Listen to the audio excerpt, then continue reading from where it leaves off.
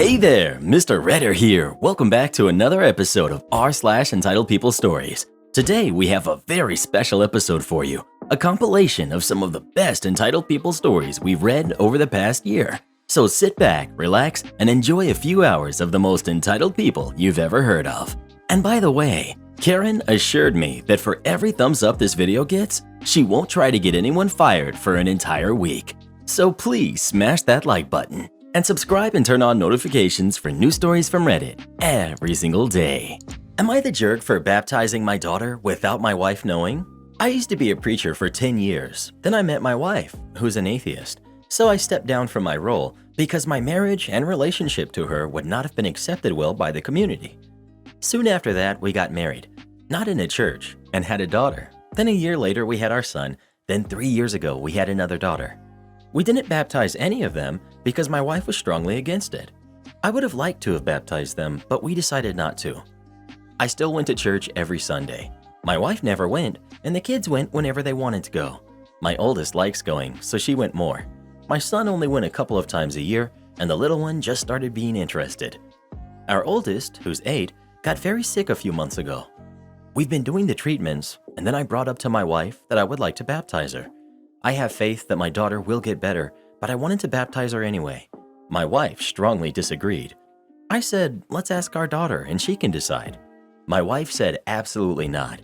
She's just a kid and will maybe make the wrong decision.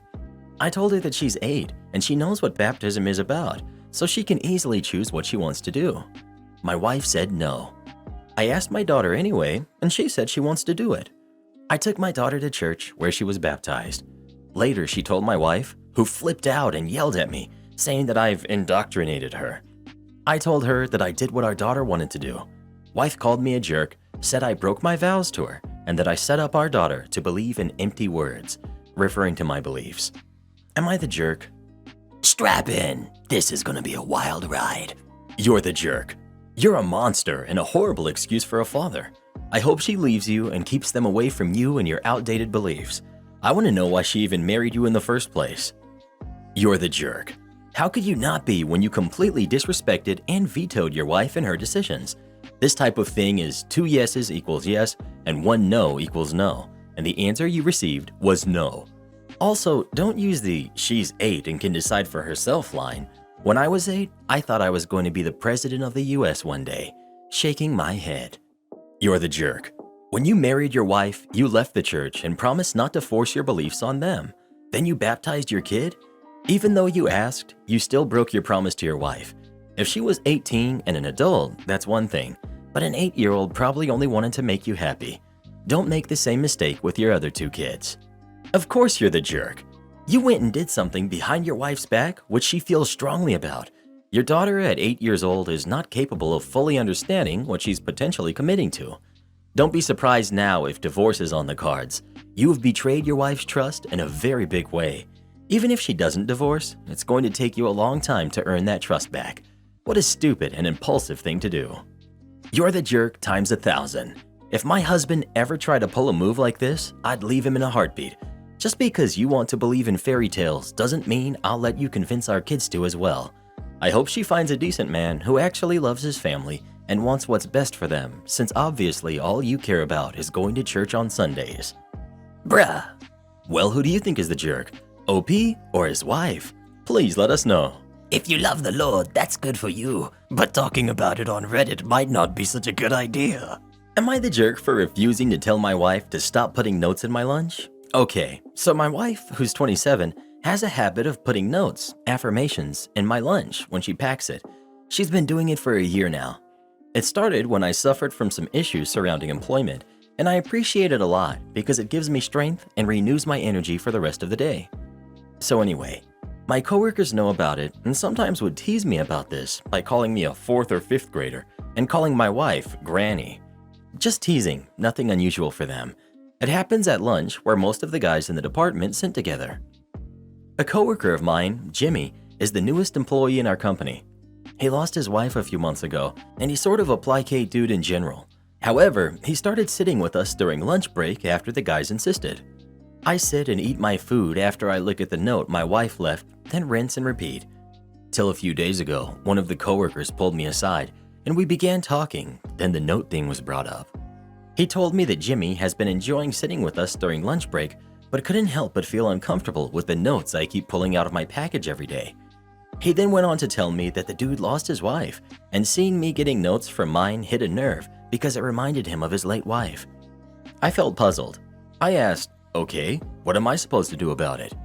He told me to consider telling my wife to stop putting those notes and maybe find some other way to do it instead of bringing them to work and having Jimmy look at them. Like, I wasn't sure of what to say, but I told him it was ridiculous. He reminded me that Jimmy sent him to me with this message, thinking it would give me more space to react, and then told me I literally lose nothing by having some consideration for the poor guy, and be as less insensitive as I can. I told him off and said that it's not my fault Jimmy is struggling with grief, and it's not like I even know him that well to be accommodating him to this extent. He said that I was being cruel and selfish and got the others to witness the argument and shame me for my stance, but I refused to do it and went back to work on my project. Things have been tense at my workplace, and some of the guys I'm close with say that I should be more empathetic and try not to make Jimmy uncomfortable after they went through a lot to get him to sit with them on lunch break. Not the jerk at all. Your marriage and the way your wife expresses her love is your business. It's unfortunate about Jimmy, but that's a massive boundary he crossed. Are you all never allowed to mention your wives again? How long is this supposed to last? I feel sorry for him, but it's out of order to expect your wife to stop the notes. Hey OP, just a suggestion. I put notes in my husband's lunchbox. I do little drawings with a pun on a post-it. He reads them whenever during the day because he doesn't have a set lunch and sometimes doesn't even get a lunch. Depending on where you keep your lunch, maybe you could read it before lunch. What is this? Went through heck to get Jimmy to sit with them BS. Are you working at kindergarten? Because it sounds like your coworkers, Jimmy included, are very immature for not only teasing you about the notes and overstepping a boundary, but also sending an envoy instead of going straight to you himself. Jimmy will just have to learn to deal with the fact that other people have spouses instead of acting as if he's the victim because of it. Hard, not the jerk. Unless you're reading the note aloud, not the jerk. Odds are that Jimmy only knew what the notes were because of the jealous coworkers who tease you about it. I would talk to Jimmy directly and find out if he even made the request in the first place. If he did, I would tell him that you treasure your wife's notes, but will be more discreet about reading them if it bothers him. If he didn't, the jerk coworkers need to have a conversation with HR about trying to put you and Jimmy against each other. Well, who do you think is the jerk? OP or his coworkers? Please let us know. Sorry, Jimmy, but the world don't revolve around you, bruh. Don't leave the clearance section until you finish tidying it. Another tale from my retail job, which I recently quit, while I procrastinate from my other work. This one is from about 15 years ago at my original store. I worked in the ladies section, doing recovery, basically tidying up and sometimes printing price tickets for the shelves if any were missing or torn. And though it was generally possible to get it finished within the time allotted for my shift, busy days or events, such as Mother's Day or pre-Christmas and Boxing Day sales, turned it into a nightmare. As if the usual holiday shopping mess wasn't bad enough, the department manager, Stacy, had in all her infinite wisdom decided to put all of the ladies' wear clearance into this section at once. They actually did it for all the clothes departments, but most of them only had a small amount, so you could easily fit it all in the normal clearance racks. However, the ladies' department had ended up with 10 times as much clearance as usual for this time of year, because whoever decides what clothes we'll sell made bad choices, and we ended up with mountains of horrid outfits marked down to $1, even though most people wouldn't wear it if you paid them $50. Usually they would keep most of the excess stock out in the back and just have a few racks of it in the section, and as the stuff in the section sold and the racks got empty, they'd be replenished from more stock from out the back. For some reason, Stacy decided she wanted all the ladies' wear clearance to be available to customers at once, even though it didn't physically fit on the racks. Not to be deterred by stupid little things like logic and reason, she moved the regular stock from the main middle aisle of the section into other aisles, causing those to be overfull, and ordered the full staff to put the clearance all along the middle aisle. When I say the clothes were literally bulging off the shelf arms, I'm not exaggerating. You could barely even walk down the aisle without the first 4 to 5 things on each arm falling off. And of course, if a customer wanted to look at anything further back on the shelf, they'd knock most of the other stuff off in the process. So there was constantly a several-inch layer of clothes lying on the floor. This made it literally impossible to actually recover the clearance section properly. But generally, recovery staff were told to prioritize doing a little pickup every hour or so and make sure there was no stock on the floor and spend the rest of the time going through and recovering the section, making sure everything was in the right place and in the correct size order. So, I had a shift on Boxing Day, and I'd heard from the pre-shift huddle that one of the big regional managers was coming in to visit and inspect the store at closing time, and that we needed to make sure the store was perfect. Not sure how that was meant to happen on Boxing Day, and with half the number of staff we needed, but whatever. When I started my shift, 90% of the clearance clothing was on the floor. For most of the aisle, you couldn't even see the floor. I knew that there was no way I'd be able to keep the floor clean in the clearance section because my shift ended at the same time the store closed. Anything I tidied up would immediately become destroyed by customers. So I decided I would focus on getting the rest of the section presentable and then quickly try to pick up the clearance section in the last 10 to 15 minutes of the shift before the store shut down. At the start of my shift, I did a half-attempted pickup and clearance and tried to shove most of the mess to the side a bit so that it would at least not be right in the middle of the aisle, and then went to start the rest of the section only to be confronted by Stacy. Stacy: "What are you doing? Have you seen clearance? Why aren't you fixing it? It's all over the floor." Me: "Yeah, because you put too much stock in there. I picked it up, but it falls off again because the shelves are too full and customers just knock it down as soon as I fix it anyway." Stacy: "Well, are you planning to do anything about it?" Me: "Right now, I can't do anything about it. There are so many customers in the aisle, I can hardly get in there anyway. And since I can't keep clearance tidy with customers in the store, I figured I'd get the rest of ladies' wear tidied and then pick up clearance at the end." Stacy: "Not good enough. You need to make sure clearance is off the floor and sorted properly. You know Bob, regional manager, is due for a visit this evening." Me: "I understand that, but like I said, it's literally impossible to recover clearance because of how much stock is in there and how many customers there are. If I can at least do the rest of the area first, then it will only be clearance that looks a bit rough, and I can at least make sure everything is off the floor at the end of the shift." Stacy: "You don't get to decide what you prioritize. You need to make sure clearance is perfect. I know no one likes clearance, but you need to stop making excuses to get out of doing it. So don't leave the clearance section until you finish tidying it." Me: "Okay." 5 minutes before my shift ends and the store closes, the regional manager, Bob, shows up and is escorted around the store by the store manager, Mark, and Stacy. They stop in front of ladies' wear, and Stacy just breathes. "What on earth?" You see, I had finished tidying clearance, but the shelves were still overfull, none of the stock was on the floor in that aisle, and everything was in the right size, order, and hanging neatly. The clearance section was my magnum opus of recovery, if I do say so myself. However, the rest of ladies' wear department had not been touched. Since I couldn't finish tidying clearance until the store was pretty much closed, and I wasn't allowed to leave clearance until I did finish it, it meant that the rest of the department looked like a bomb had hit it, with stock all over the floor, clothes draped over the shelves instead of hung up properly, broken coat hangers everywhere, and abandoned shopping baskets and piles of stock from other departments left lying around in the aisles. Bob and Stacy looked like they were about to lose it on me, but Mark, who knew I was generally a good worker, asked why the department was in such poor condition given that I was meant to have been recovering it for 3 hours. I explained. Stacy told me I wasn't allowed to leave the clearance section until I'd finished tidying it, but there's so much overstock and so many customers pulling things apart that most of the stock won't stay on the shelves. And one of those moments of perfect cosmic timing, right as I said that, one of the shelf arms behind me gave way with a loud crash, sending an entire rack of clothes to the floor. Mark just stared at me silently for a few seconds and then said to me, "Well, you've done well under the circumstances. You can go home."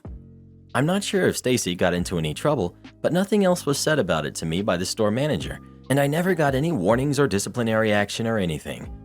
The following shift, more rails had been brought out from the back and placed in the central aisle of the store, and some of the clearance had been moved to those rails to free up space in ladies' wear. Stacy refused to talk to me for about a fortnight, though. Am I the jerk for going skydiving without my best friend on her birthday? So a couple of months back, I asked my best friend, we'll call her Lucy, what she really wanted to do for her 18th birthday if she could do anything. She said she really wanted to go skydiving with me and our other friend, Rachel.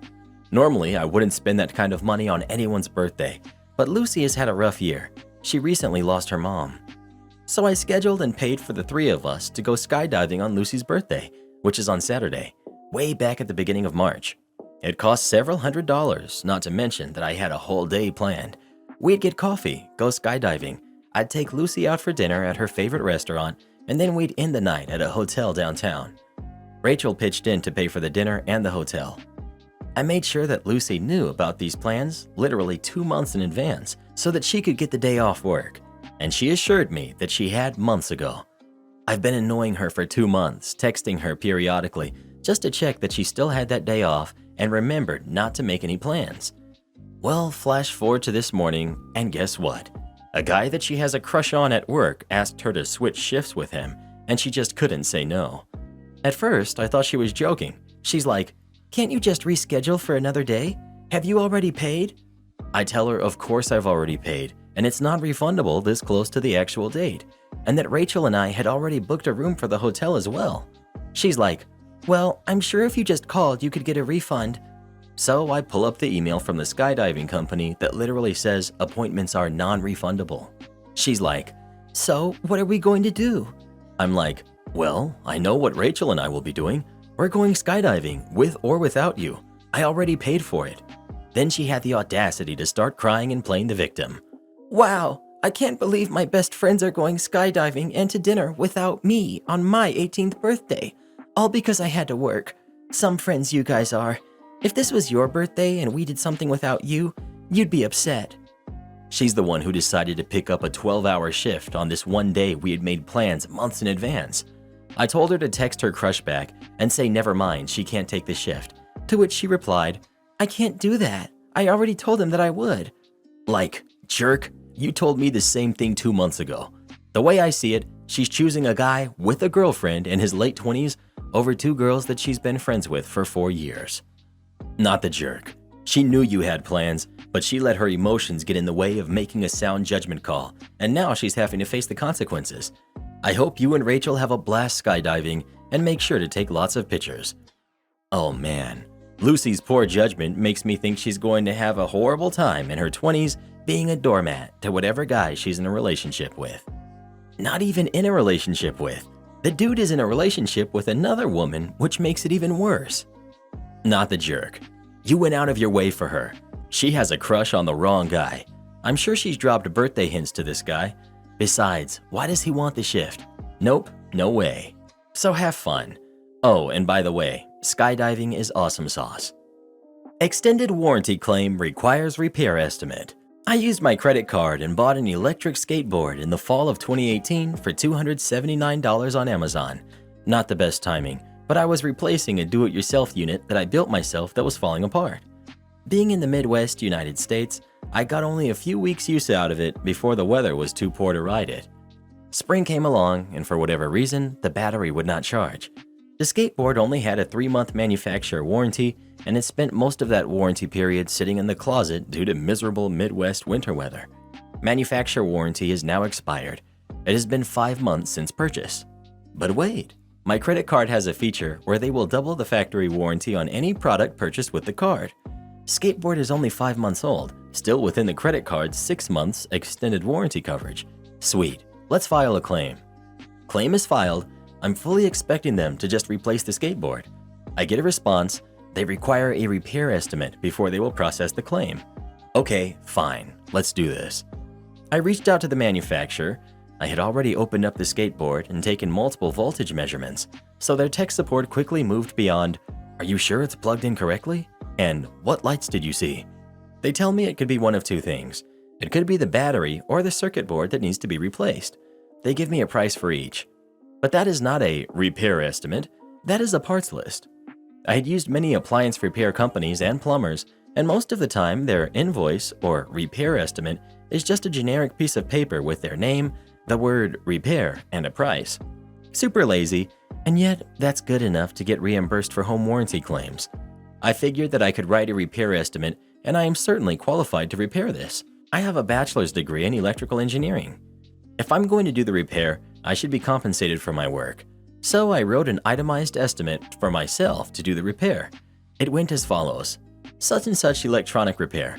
My home address, my cell phone number, made-up invoice number, today's date, replacement battery, $79, replacement circuit board, $69, labor, remove damage and components, install new, $50, diagnostic fee, $25, tax, $12.27, total, $235.27. Quote valid for 30 days, estimate only. Well, $235 is less than $279, so the extended warranty company approved the invoice without hesitation. I complied with the repair estimate requirement and got paid $87.27 to fix my own skateboard, and I now have a working electric skateboard that has given zero problems since my repair. You sure you want that many pennies? Years and years ago, I worked as a bank teller. 90% of my job was just cashing checks and being a living ATM. One day, this guy comes in and says he needs lots of pennies. This was back when pennies were still in use.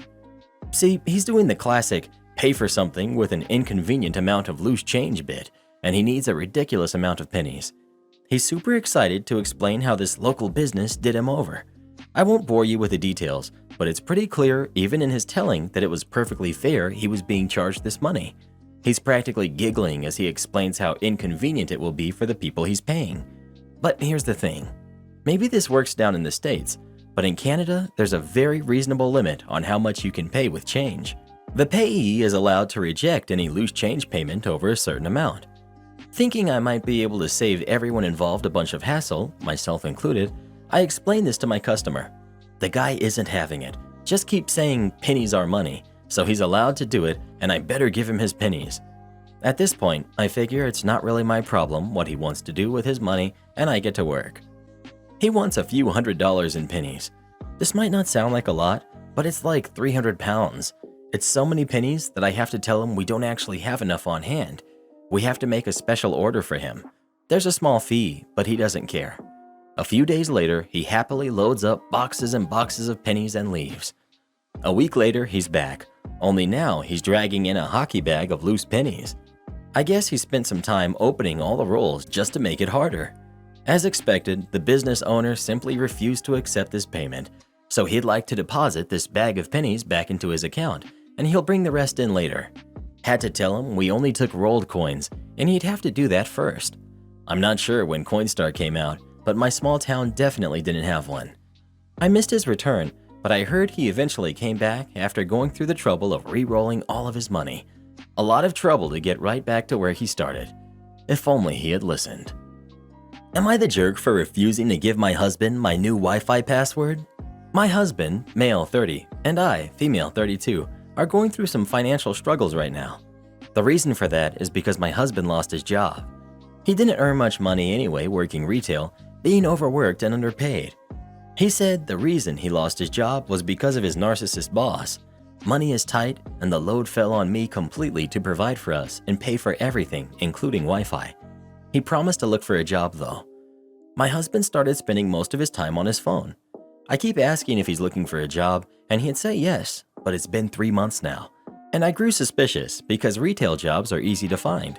On the other hand, I found myself paying so much towards Wi-Fi service because of his endless activities on the internet.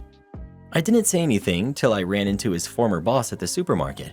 We talked about my husband, and I brought up how he fired him, but he looked at me confused and told me that he didn't fire him. My husband quit on his own after giving him a long rant about how he was sick and tired of working retail and that he will never work in this field again. I was shocked and also fuming. I went home and confronted him. He admitted that it was true and asked me to understand because he was fed up with having to work as a server for rude, obnoxious people who don't respect him the way they should. I asked what he was going to do, and he said he's been thinking of going back to school to earn a respectable degree and work a decent job. I asked where he would get the money to go back to school, and he shrugged and said I could start a fund for him with my salary because, like he said, he will no longer work retail. I lost it on him and told him I won't save money for anything when I can barely manage. Oh, and by the way, I told him I was losing so much money on Wi-Fi service, and so I changed the password, prohibiting him from using the internet again until he starts helping me pay for it. He got mad and shouted about how I was robbing him of his rights to use the internet. But I stated that the internet is a privilege, not a right. But he called me selfish and unsupportive. I left for work later, and he kept calling me, telling me to give up the password, but I kept refusing. Not the jerk. But what a crappy marriage.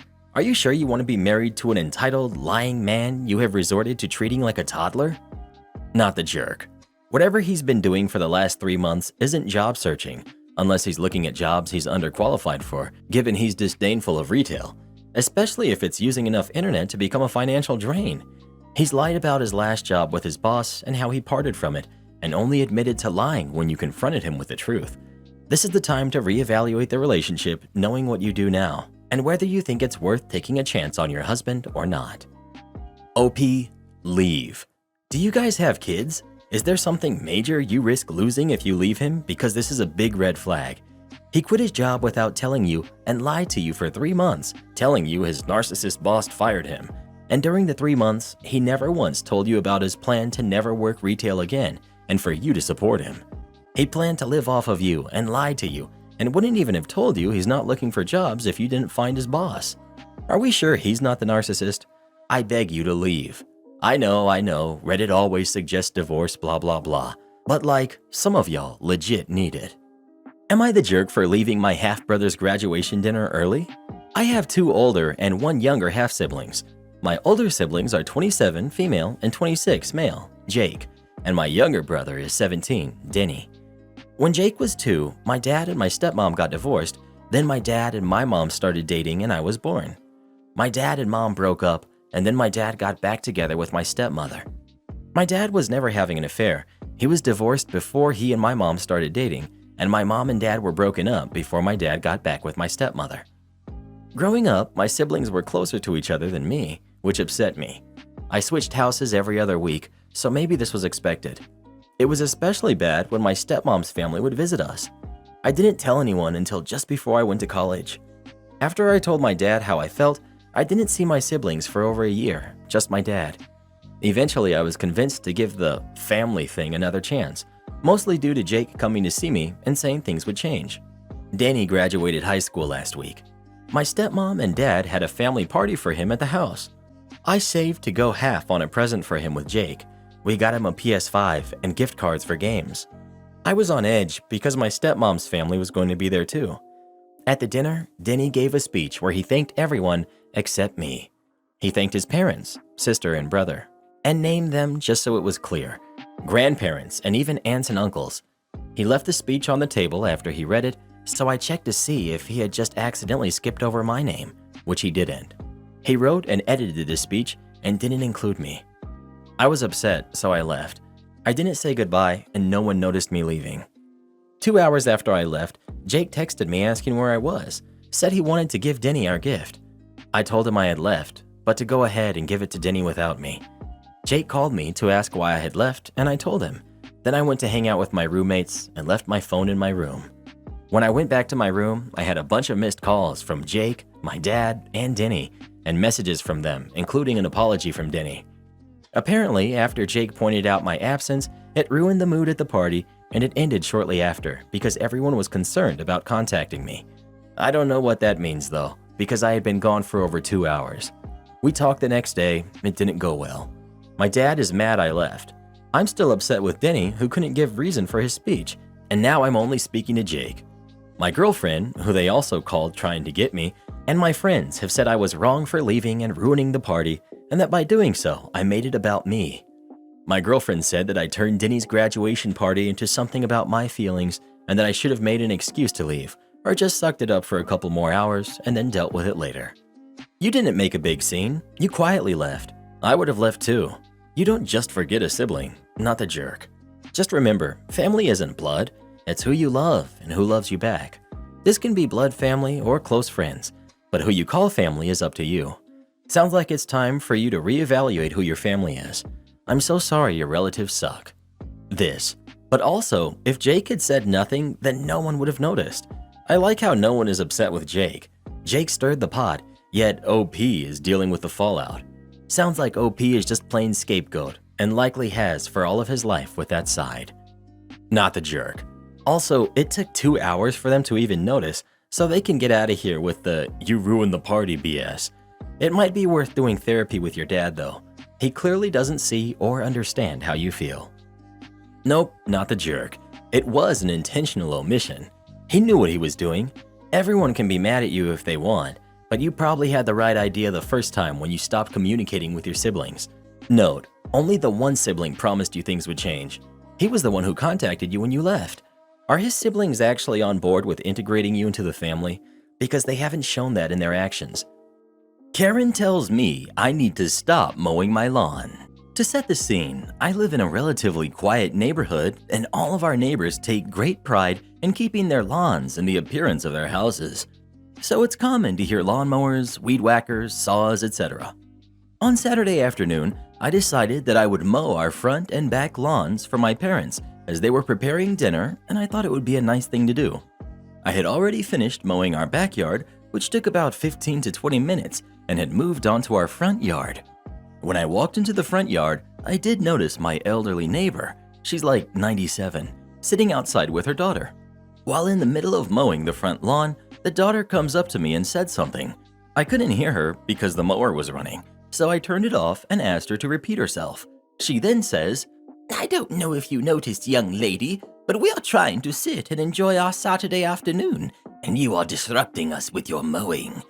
I apologized, and I thought that was the end of the ordeal, so I started the mower back up. The daughter starts yelling at me that I have zero respect for the elderly or my neighbors.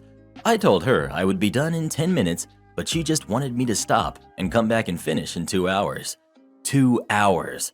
I once again told her that I would finish mowing now, as I only had half of the lawn left, and she blew up once again. I then told her, "Me mowing for another 10 minutes will not hurt, and you can go back inside or just wait for me to be done. I never complain when you mow yours at 7 in the morning. Now please, get off of our lawn." I thought I was polite, but when I told my parents about it, they yelled and are upset because now they think that the neighbors will talk poorly about me and our family. I do kind of feel bad now because I could have just waited to do it another time, and I may have taken it too far with telling her to get off our lawn. So, am I the jerk for continuing to mow against the wishes of an elderly neighbor? Edit. I just looked up my city laws, and unfortunately, it is legal for her to mow at 7 a.m. My daughter is demanding I pay her Ivy League college tuition with my retirement savings.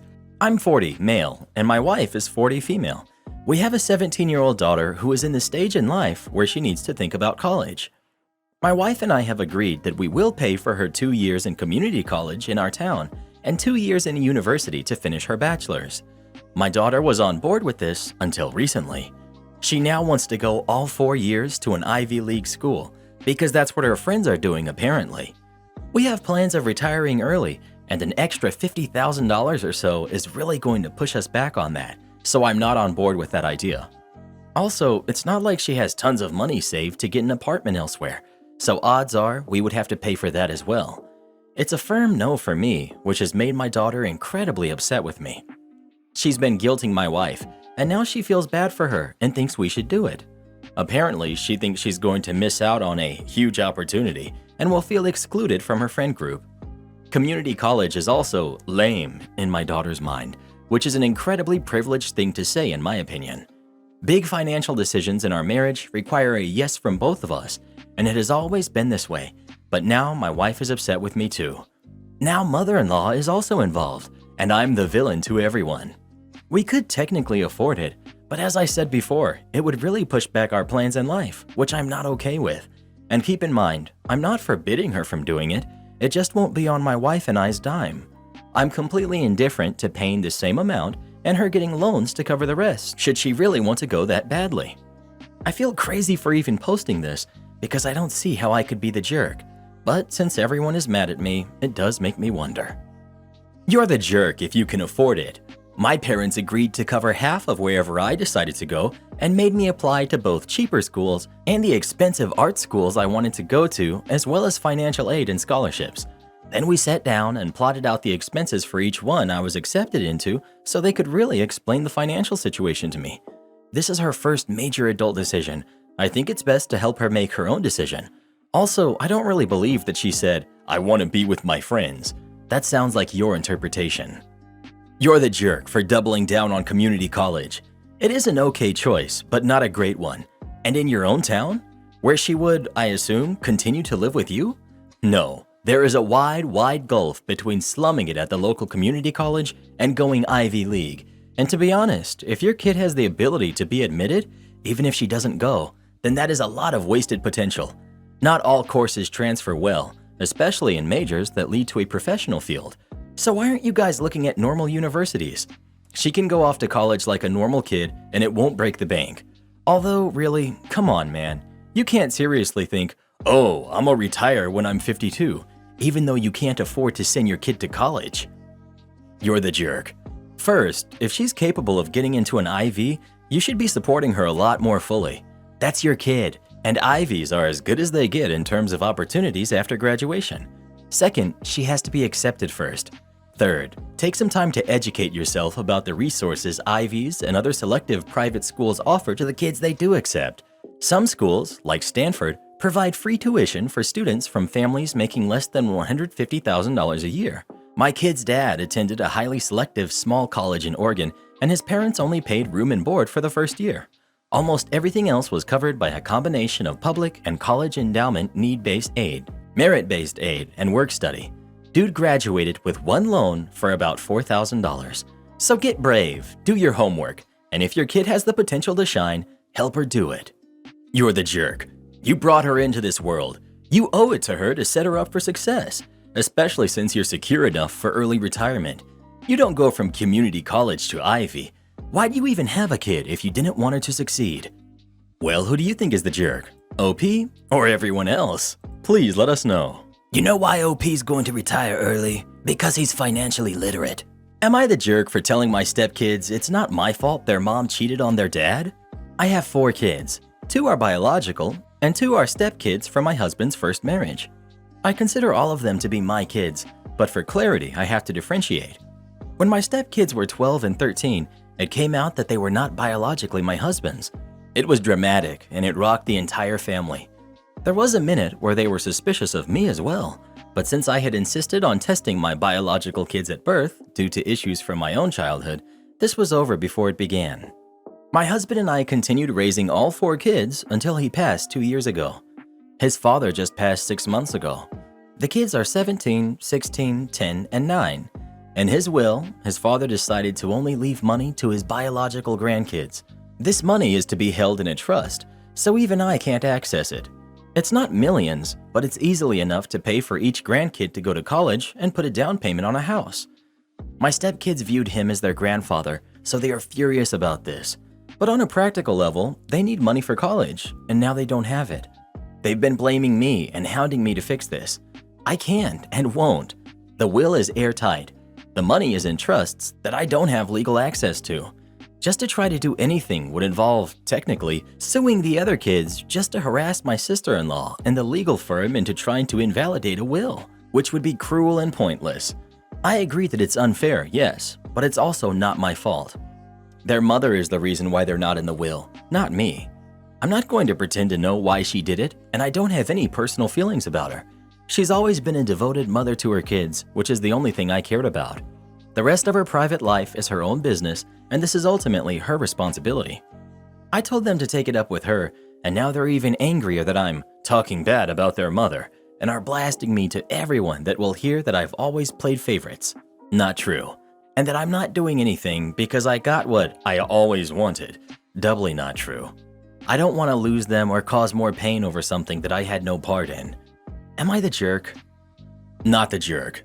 This is a horrible, no-win situation for you and your stepkids. There's literally nothing you can do. The grandfather is definitely the jerk here.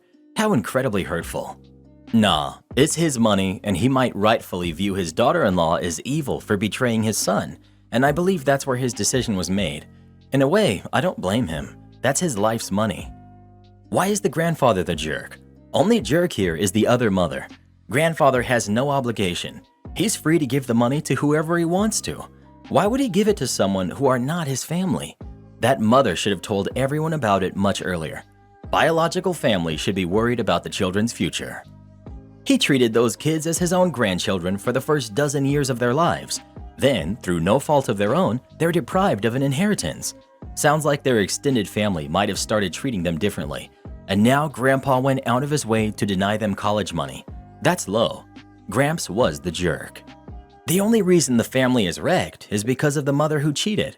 Grandfather has no obligation to fund the kids' education. Their mother and biological father should be worried about it. What's the mother doing? Why is she letting her kids blame the OP? Can you take the older kids to 1. A lawyer who can explain to them clearly, and 2. Family therapy so they can process their feelings?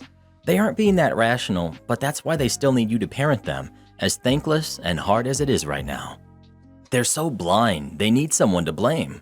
You are not the jerk, given there's no legal avenue even if you wanted to be there. My dad's will was 5 pages, crystal clear. I shut down a greedy brother by reading 1 sentence. If any heir argues the terms of this will, they forfeit their share to the others. Shut him down right quick. Just sign this document that will dock you 11.5 hours. I'm a middle school teacher who speaks fluent Spanish, thanks to growing up in the West Valley. Go Suns. The fact that I'm bilingual has given me many opportunities, including one where a teacher in charge of an English language learner, ELL, important acronym for later, program gave me the opportunity to tutor students twice weekly, plus an additional 15 minutes per every hour worked as prep time. Okay, cool. So Mondays and Fridays I punch in 15 minutes before 2:20 during my 7th hour prep, then punch out at 3:30 when the kids left. No problem, right? Wrong. At the end of the year, I get an email saying I'm being docked 11.5 hours that were punched in before the end of the day. I was livid. They claimed I'm getting double paid, but I looked through everything I signed off on and didn't remember seeing any restrictions on when I was to punch in for these hours. We met in the office, and the district representative had me sign this document, and she showed me the contract I signed. Nowhere did it specify when I was to punch in those hours, and I brought this to both people's attention who were present, but Federal Action Plan office lady persisted. Just sign it. You can't get double paid. Enter malicious compliance. I signed quickly, this time using my middle name, which happens to be Forget This Noise. I happen to know the person at district office, my savior who will be reviewing this paperwork, and know that she'll either ask me what's up or to have me re-sign an obvious non-signature. Like clockwork, I get a phone call on my 7th hour prep from my savior. She asked why I signed like this and why I'm being docked. I explained my working with the 2 new students who don't speak any English all year and even teaching them both English all year. I explained that no one said anything all year and that I'd have made the adjustment to get paid those hours the entire school year. My savior says, "Wait a minute, you were on your prep time, right? And you're bilingual? Do you have a certification?" All answers were yes. My next paycheck was $3,500 more than my standard paycheck, coming out of the Federal Action Plan lady's budget for federal action plans. I was very confused at first. It appears that I can punch in during my contract hours if it's on my scheduled prep, and because I have all of my endorsements and my direct supervisor on campus doesn't, I get paid as an ELL leader on campus, quite the stipend. So what was supposed to be a $345 deduction in pay for me turned out to be 10 times greater, as a deduction from their department paid directly to me.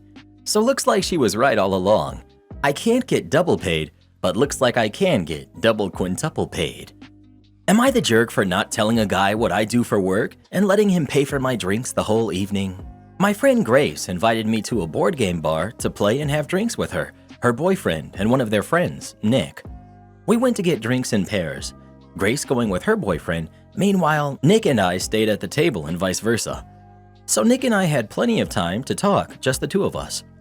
Nick started the night by telling me about his recent career change.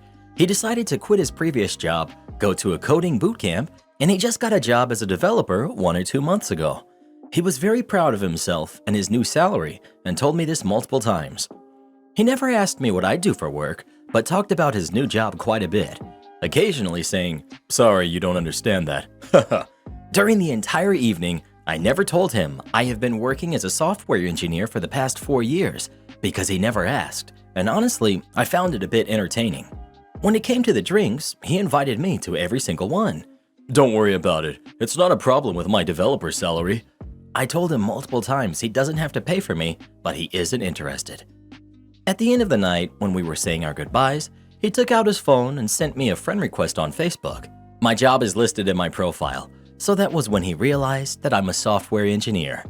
He asked me if that's true that I'm a software engineer, and I answered yes. He then asked me why I hadn't told him. Why did I let him believe I was a cashier like Grace used to be? I never implied that. And why did I let him pay for everything when I probably earn more than he does? I told him that he never once asked about it, and it was his fault, he assumed. He could have simply asked me about my job, but he only wanted to brag about his. But if he wants me to, I can pay him back for the drinks. He was angry and said that I made a fool out of him. I think he did, not me. But now Grace and her boyfriend are on his side too, saying that it would have cost me nothing to tell him early in the evening, and I only kept it to myself for my own entertainment. Well, I did find it entertaining, but I don't really feel like I did anything wrong. Am I the jerk?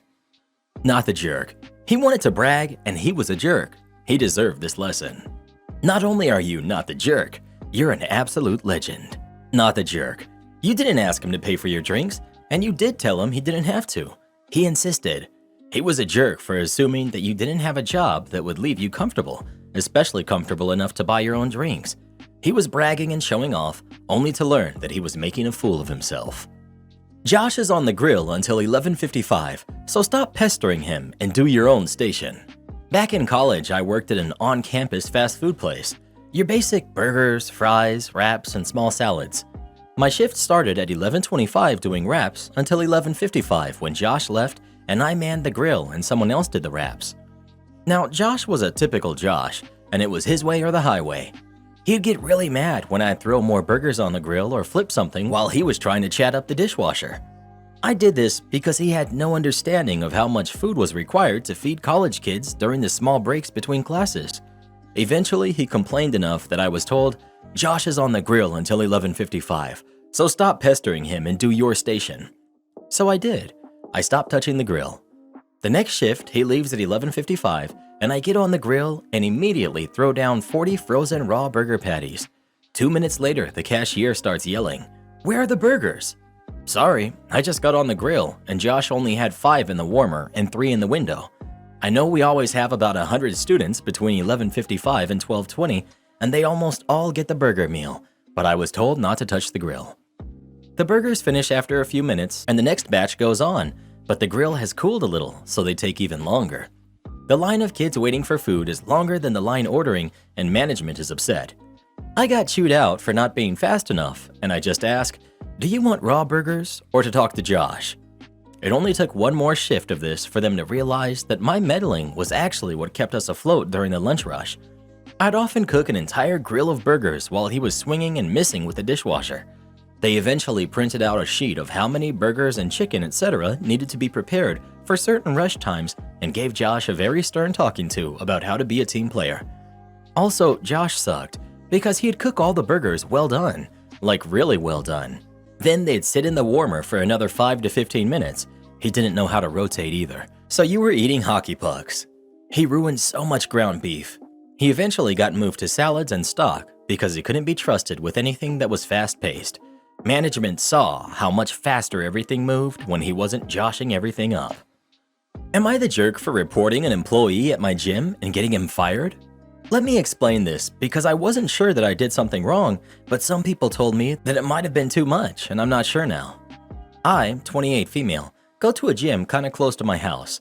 My husband, who's 30, doesn't go with me since I go way too early for him, and there's one where he works, so he goes there. I usually wake up at 6 a.m. and get there by 6:45 a.m. to 7.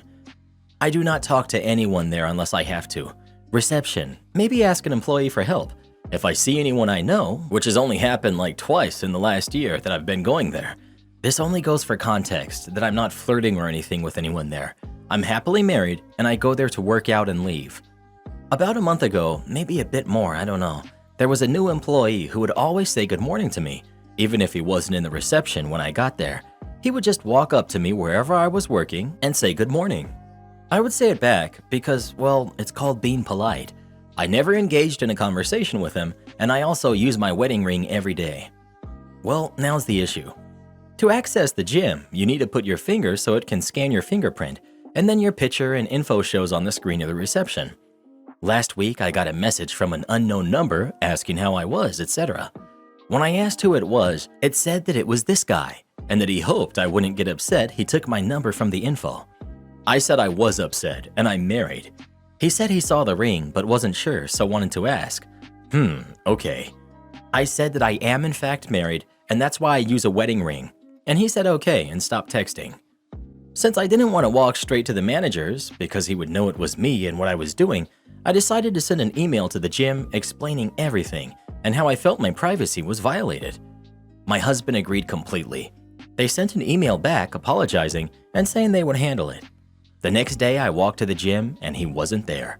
I assumed he was fired since the next days he wasn't there either.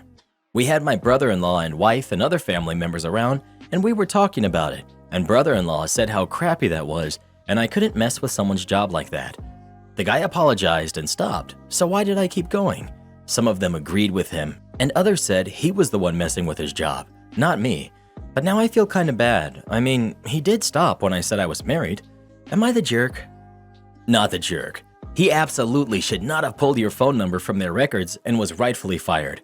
People should be able to go to the gym without being hit on, and without the fear of having their private information used. I hate giving out any information at places because things like this freak me out. In the EU, that guy could have gotten that gym into some serious trouble. Extremely illegal what he did. I'm glad the gym did the right thing. Not the jerk. And in fact, I'd be suspicious of brother-in-law after that, because how does he not see a problem with that? OP. He said I acted like a Karen by complaining to the manager, that in this economy, it's seriously messed up to play with someone's job like that. I mean, I would think that in this economy, someone would know not to risk their job like that. Well, what would you have done in this situation? Would you have reported the employee or not? Please let us know. Reminds me of the time I got a Facebook message from the cashier at the store I went to that day. And how'd that go? We dated for 4 years. Lucky him. 4Top comes in at 10 to closing. Thinks it's okay since they just want something small. I remembered this recently, thought I would share. Nothing in the world is worse than a customer who comes in right before closing, sees we're about to close, and says something like, "We just want something small," as if that makes it okay.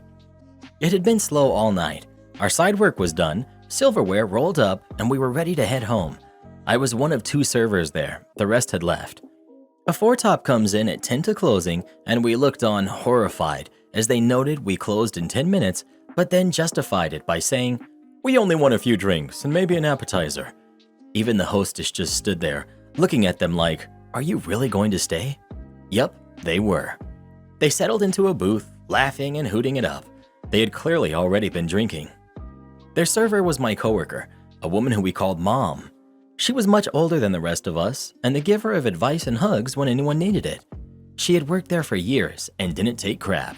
She purposely ignored the table for 9 minutes and then approached. They started ordering food, burgers, a steak, no appetizers. Server cuts them off. "Oh, sorry, but our kitchen closed about a minute ago. We aren't serving food anymore." They all looked annoyed. "What do you mean? We just sat down." Server: "I know, but we closed at 11 p.m. as the hostess told you when you came in. It's past 11. Someone at the table: "Can we get something from the bar?" Server: "Oh, sorry, but the bar closed 2 minutes ago. We aren't serving drinks anymore." The table starts to yell at her. "Then why did the hostess seat us when she knew you were closing? This is bull." Server: "Why did you sit when you knew we were closing in 10 minutes? Their mouths dropped open at her gall. I was too shocked, watching this unfold, afraid she'd get in trouble. I thought they'd ask for the manager, but they didn't. They got up and headed towards the door while loudly complaining about the injustice they had endured. They claimed they would never come back again and we had lost their business. When they were gone, she looked at me and shrugged. She was the first person who taught me that sometimes the customer wasn't right and it was okay to call them out on it. All restaurants should have a last seating 30 minutes before close. Wish mine did. This would be so much easier on everyone to just establish an effective target to lock the doors. I think it's a symptom of our tipping culture. The boss doesn't have to pay you a reasonable hourly wage, so they don't care how much longer you will have to stay and hope for a good tip to finish the night. If you were paid a fair hourly wage, they would be howling to lock the doors on time. The customer is always right refers to how they want their food prepared. If a customer wants to ruin their steak, for example, by having it well done, that's their choice and they are fine to have it. It does not mean anything else. Anyone co-opting that phrase to mean taking mistreatment for low pay is okay is an outright jerk or just plain stupid. The end. Neighbor is increasingly upset about my yard, but I'm disabled. I've gotten a few notices from the city in the last few months about my yard, and they've all been really weird. Tiny things like a bush sticking out of the sidewalk and needs to be trimmed, and I look and cannot for the life of me find a bush that is doing that, so I just cut them all. This has happened 3 times now for things that are just not an issue. I can't even see it. Recently, I found out one of my neighbors has been reporting me and that she does this to everyone. In the last 2 months, I've not been as attentive to the yard because of my disability, an autoimmune disease. It's flared up and I've pretty much been couch-ridden. On top of that, I tore my ACL the one good week I had playing soccer, so I'm double disabled at the moment. I used to pay for a lawn service twice a week and do the rest myself, but I got laid off during lockdown and had to find a new job quick and lost a couple of roommates in my house, which docked me around $45,000 annually. I refinanced the house and can just barely afford it, and am seeking more roommates, but it's been tough to find someone in my area.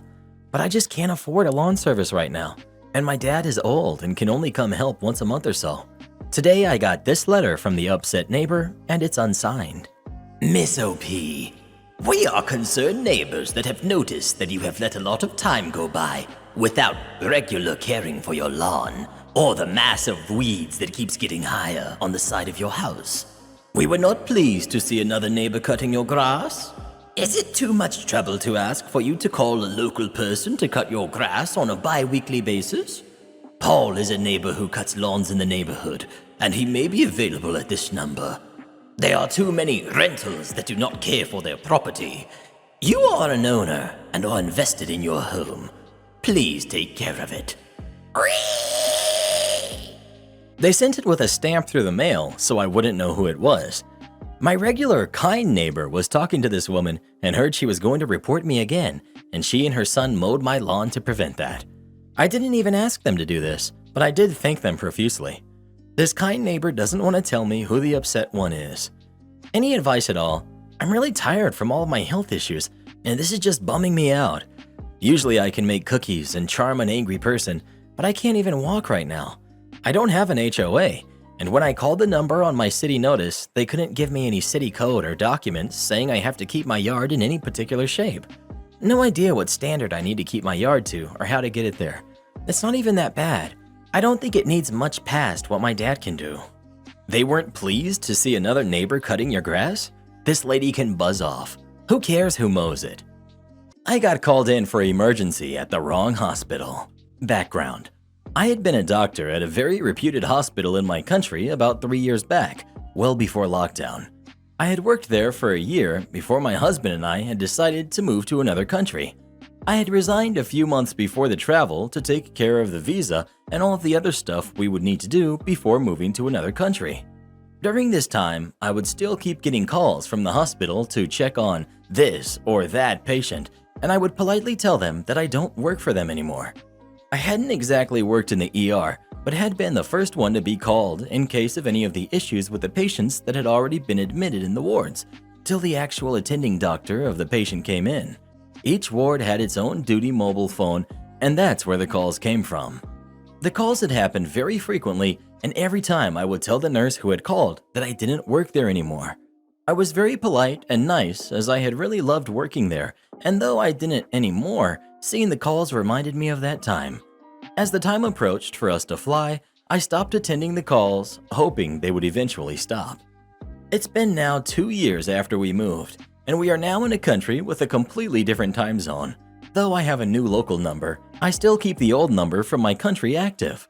I still occasionally see a missed call from the hospital displayed on my phone when I wake up. I can't receive the calls due to 1.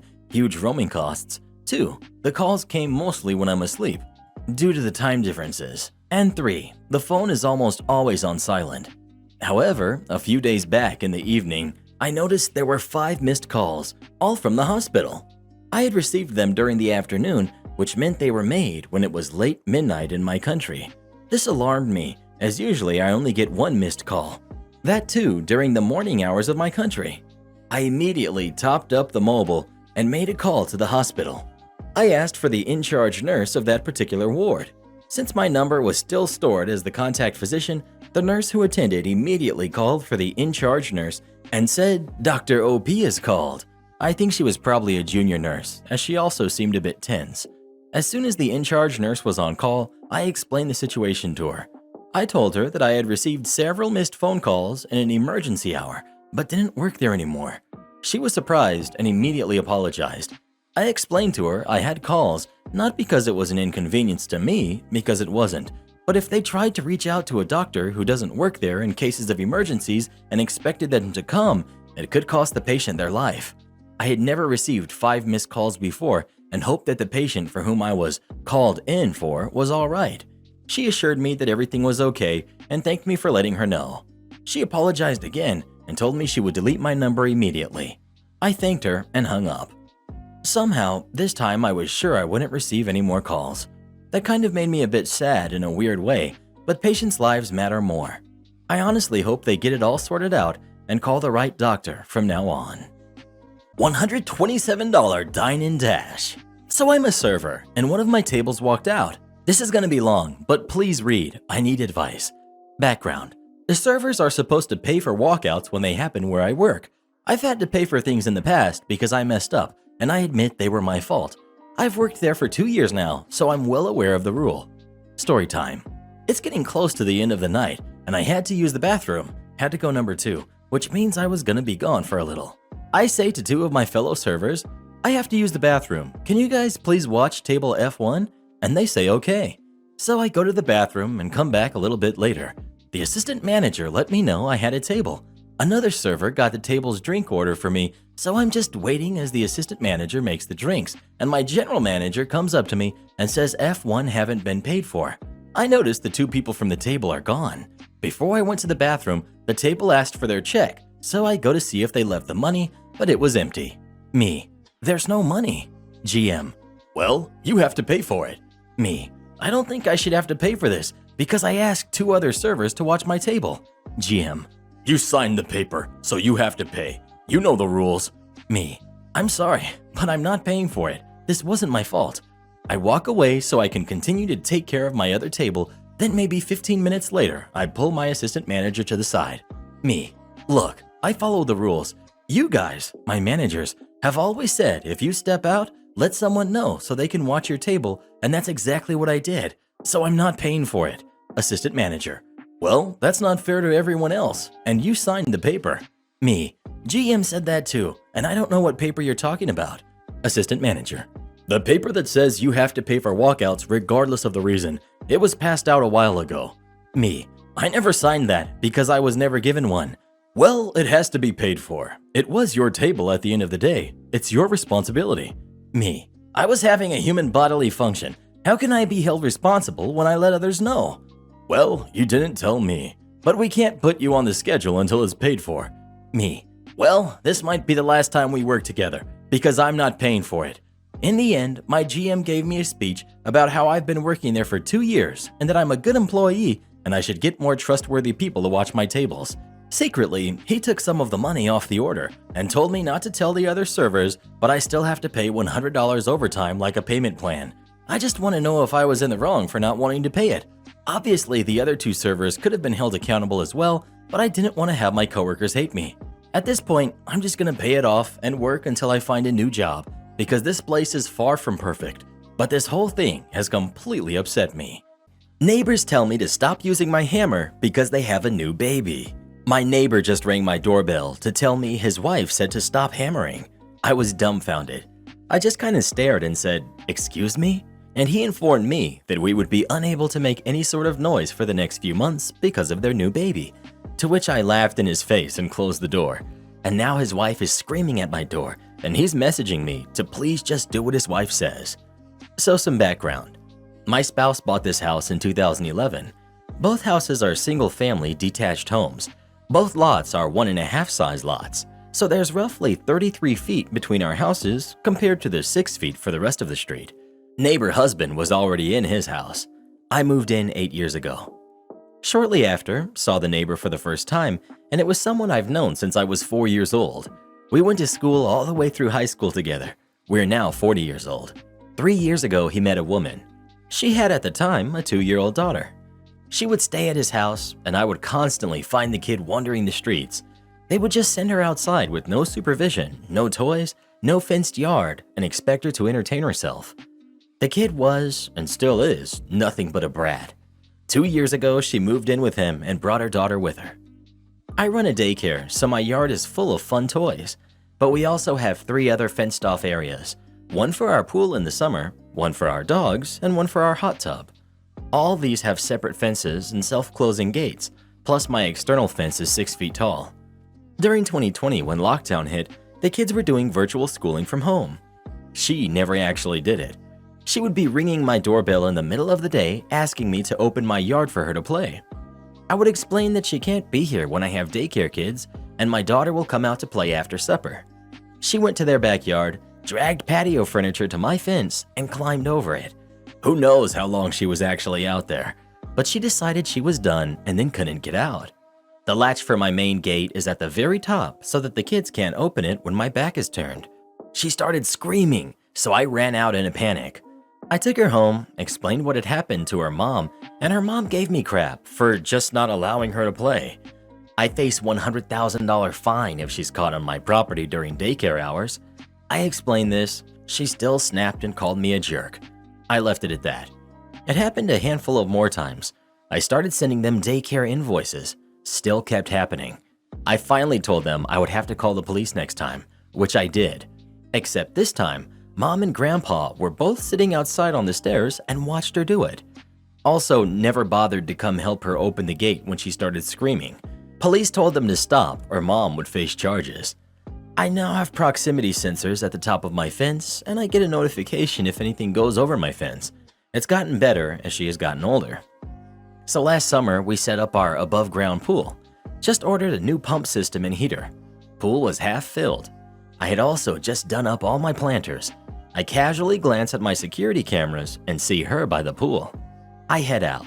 Main gate was open as the neighborhood kids were running from yard to yard playing. She took it upon herself to go to the pool and take buckets of soil from my planters and dump it into the pool. $400 of damage to my brand new $1,000 pump and heater system that was up for less than 4 hours. I snapped and screamed at her to get out of my yard and to not come back. She's not allowed in my yard at all unless me or my spouse is out there. Now to current time.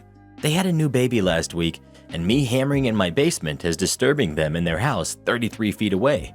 And they expect me to wait until the fall to finish my project. So I'm currently sitting on my bench outside, enjoying a glass of water with my outdoor speakers playing metal while I mow the lawn, which is much louder than the little bit of hammering I was doing. I'll finish that tonight after dark. Edit. Lots of people are saying to call the police. I do call the police when I feel it's necessary. We live in a major crime area and they're always busy with that. If I call, because it's non-violent and they recognize the address, it's at least 24 hours or usually not at all. As for the concerns about her wandering the neighborhood, I'm in a smaller city. My kid has been playing by herself in the neighborhood with regular check-ins since she was 4. I have no issues with that. At 2 and 3, when she was originally doing it, was ridiculous. As for saying not to let my daughter play with her, I cannot take my daughter's entire friend group, which is exactly what would happen. We are one of 3 houses in a row with kids. House 1 has 3 kids, House 2, the problem house, has 2 kids, and House 3, mine, has 1. House 1 and 2 all go to the same school. They're already outside playing by the time my daughter gets home. My daughter does activities on Saturday and Sunday mornings, so the same thing. So not allowing my daughter to play with one kid also takes away 4 others. Have you ever had a neighbor you just couldn't stand? If so, what did you do about it? Please let us know. I've got a co-host I can't stand, I tell you that much. Am I the jerk for leaving a dinner date after he fed his dogs a better meal than us? Title screams of entitlement, but let me explain. I started casually dating a guy 2.5 months ago. We have gone on several dates, such as movies or dinner at restaurants and the arcade at the pier near the ocean. It's been a really pleasant time, and I don't want you guys to think I don't appreciate this guy, because I do, but this really rubbed me the wrong way. As for who has been paying for the dates, we usually split 50-50. He has paid for me once, and I've paid for him twice, but the rest is split. So he knows that I have a gastro-reflux disease, severe acid reflux that I'm on medication for. I can't eat anything that has red sauces, barbecue sauce, or artificial dyes such as red or blues. Yes, the medications help, but only if I'm sticking to a pretty clean diet. I can't even eat hamburger because of the red dye they use. When I eat the things mentioned above, I feel like I'm having a heart attack. As I said, he knows all of this. We've talked about it several times. So he invites me over to his place and says he wants to make dinner. He makes a point to tell me to make sure you have a strong appetite, so I didn't eat anything at all since breakfast, and I was starving after working all day. So I arrive at 6 p.m. and I see him making steak, eggs, potatoes, and corn on the cob, the small ones that you put in pasta salad. It looked and smelled delicious. He puts on a movie while we wait, so I'm in the living room the entire time he's cooking. Well, he keeps going back and forth between the kitchen and living room, and on his last trip back, he brings out our plates, and much to my surprise, it's pizza. I just kind of look at him and ask where the steak and eggs were, and he pretty bluntly said that that was for his dogs, 2 German Shepherds, and stated that they eat better than he does. I reminded him that I couldn't eat pizza, red sauce, and he starts arguing that he made sure to not put too much sauce on it and kept telling me to just try it. I asked if he had anything else, and he said no. I told him sorry, but I needed to go, and I excused myself. On the way home, I grabbed myself something to eat. Well, he calls me, and it sounds like he's having a meltdown. Says he can't believe I made him feel like that, and that the pizza was homemade, and he made sure not to put too much sauce on it. But he knows I can't have it at all, and said something about adding sugar to it, etc. Said I've showed my true colors. My friends also think I'm overreacting here, and said I'm acting jealous of his dogs. Am I the jerk? No, not the jerk. This is what casual dating is for.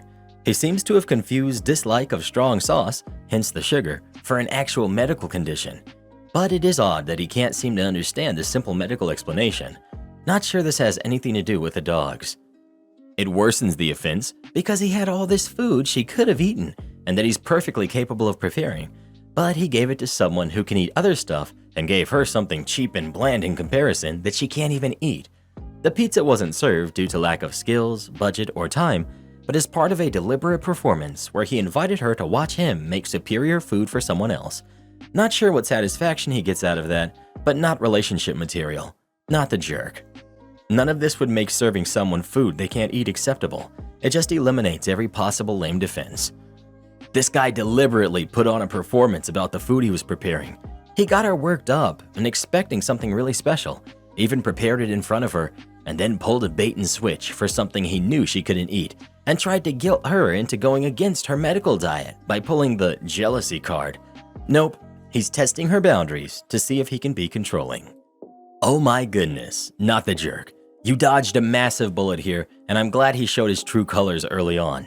Anyone who minimizes or disregards your dietary restrictions isn't just toxic, but an actual health hazard.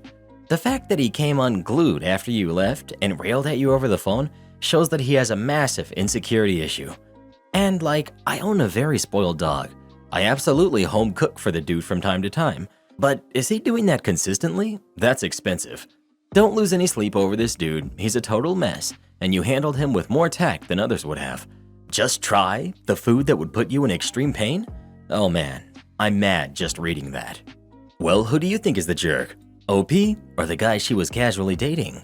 Please let us know. That pizza sounds lit though. Let me get a slice, bruh. Am I the jerk for failing a student, giving them a reality check, and then ruining their college plans? I'm a high school chemistry teacher in a district where chemistry is required to graduate.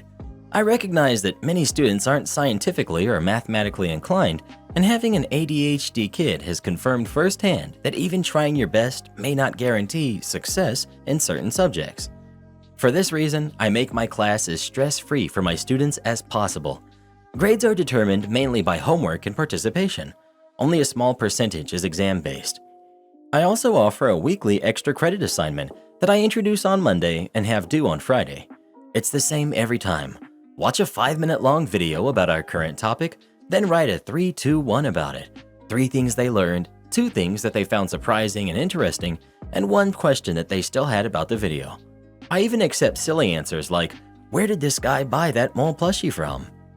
Even if you perform poorly on exams, turning in your homework and completing at least half of the extra credit assignments will guarantee you at least a B.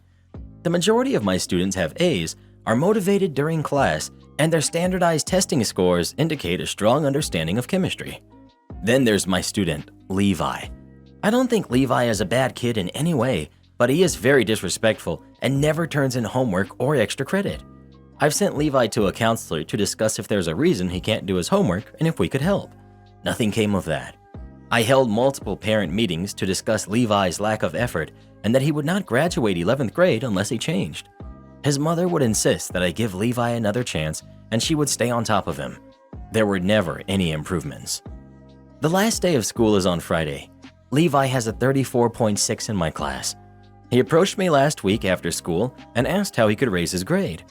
I encouraged him to study for the final exam, but the exam is only 3% of his final grade and wouldn't be enough. Because he failed both semesters, he doesn't have the option to make up a semester in summer school and will have to repeat the 11th grade. Levi begged me because he and his friends were planning to attend the same college, and if he were held back, he'd be left behind. I told him, Levi, your conduct and lack of effort will not work in college or the real adult world. You're not ready for the complete adulthood that comes with college. Your grade is the one you earned, and that's final. Levi looked devastated and left. Later, his mother emailed me saying she wished I had invested more in Levi. I hate having to fail a student, but I feel Levi needed a harsh reality check, and he gave me no choice. It would also be unfair to my students who did try. I talked about this with some family members, and many told me I could have taught Levi a lesson without ruining his future, and that I went too far with my words. Again, I didn't enjoy it, but still believe it was necessary. Am I the jerk? Not the jerk. You did everything you could. Levi is at the point where he doesn't need his hand held all the time, and he needs to take initiative for his own grades. You had opportunities. You can't force him to do them. You didn't ruin his future. He's doing that to himself. Also, not going to college when he expected is not ruining his life. Many people go to college after a year off or even later in life. OP, not the jerk, because you gave them an easy minimum. His college professors won't care if he fails or not. It's time for him to grow up and stop letting his mother protect him with excuses. You also had multiple meetings with his mother and counselor. Everything was laid out for what he needed to do to pass. Failing a student is hard, but he needs to learn that his actions, or lack thereof, have consequences. You may have saved his family from a very expensive lesson of him dropping out after his first year in college. Definitely not the jerk. I'm guessing your friends throwing around this ruining his future idiocy aren't teachers. You did try. You just listed the several ways you tried. Levi did not try. Therefore, Levi fails the class. You don't do him any favors by sending him to college with the work ethic he's shown in your class. Why are you even questioning yourself? Not the jerk. Well, what would you have done in this situation? Would you have failed Levi or not? Please let us know. I would have told his mama that money can solve anything, as long as she sends it by tonight. Think I witnessed a divorce. I'm a server in a fine dining restaurant that is relatively popular in my city. Had a couple visiting from where we later found out was Texas, we think, come in from dinner. At the start of the meal, they seemed like a great couple, super friendly and really excited to be there. They opted to do one of our tasting menus with the optional wine pairing and an added course. All in all, their tab was around $800 before tip. This becomes relevant later. So the evening goes by. They're enjoying everything and everything's going great. They love the food and they love me. At one point in the evening, I got a little busy, so I did not notice that the husband had gotten up from the table right away. When I go over there to check on their second to last course, I notice that he's not at the table or in the restroom. I stop by to check in with the wife to see if he stepped away for a call or something like that. This poor woman looks up to me and just goes, "I don't think he's coming back." Normally, I would be very good at holding in my shock, but in almost 10 years in the industry, this is the first time that's ever happened to me at a table. In an attempt to keep the mood light and save this lady's evening while not getting overly personal with a guest, I try to make a few jokes with her, one of which was, "So do we hate him now or what?" She replied, "Well, he's my husband, so that's not really an option." Folks, my jaw hit the floor. At this point, the wine has started to hit her and she's really panicking. To her credit, she kept it together enough that if you weren't directly next to the table, you would not notice. She also went through the rest of the tasting solo, which again, major props to her. After she finishes the meal, we're trying to do everything we can to turn the night around. offered to pay for her Uber since her husband ditched her, but she refused since their hotel was an hour away from the restaurant. She decides to sit at the bar while she's waiting for her car to get there. She asked for a shot of tequila, and we were happy to oblige because all of us are still flabbergasted. Husband finally calls her to tell her that he's cut the vacation short and is on his way to the airport. Her car gets there right as she's telling us this, and the last thing we hear from her is, "Well, now I have to go figure my life out." For the rest of the evening, this is all any of us can talk about, collectively trying to Nancy Drew our way into what could have happened at that table to cause this. All at once it hits us that we probably just witnessed the initiation of a divorce. And one final note, the lady paid the whole tab and still tipped over 20%. I've watched a couple of friends end their marriages over the years. There's a right way and a wrong way to do it. This is the wrong way. Am I the jerk for refusing to tutor my cousin and proofread his essays for free?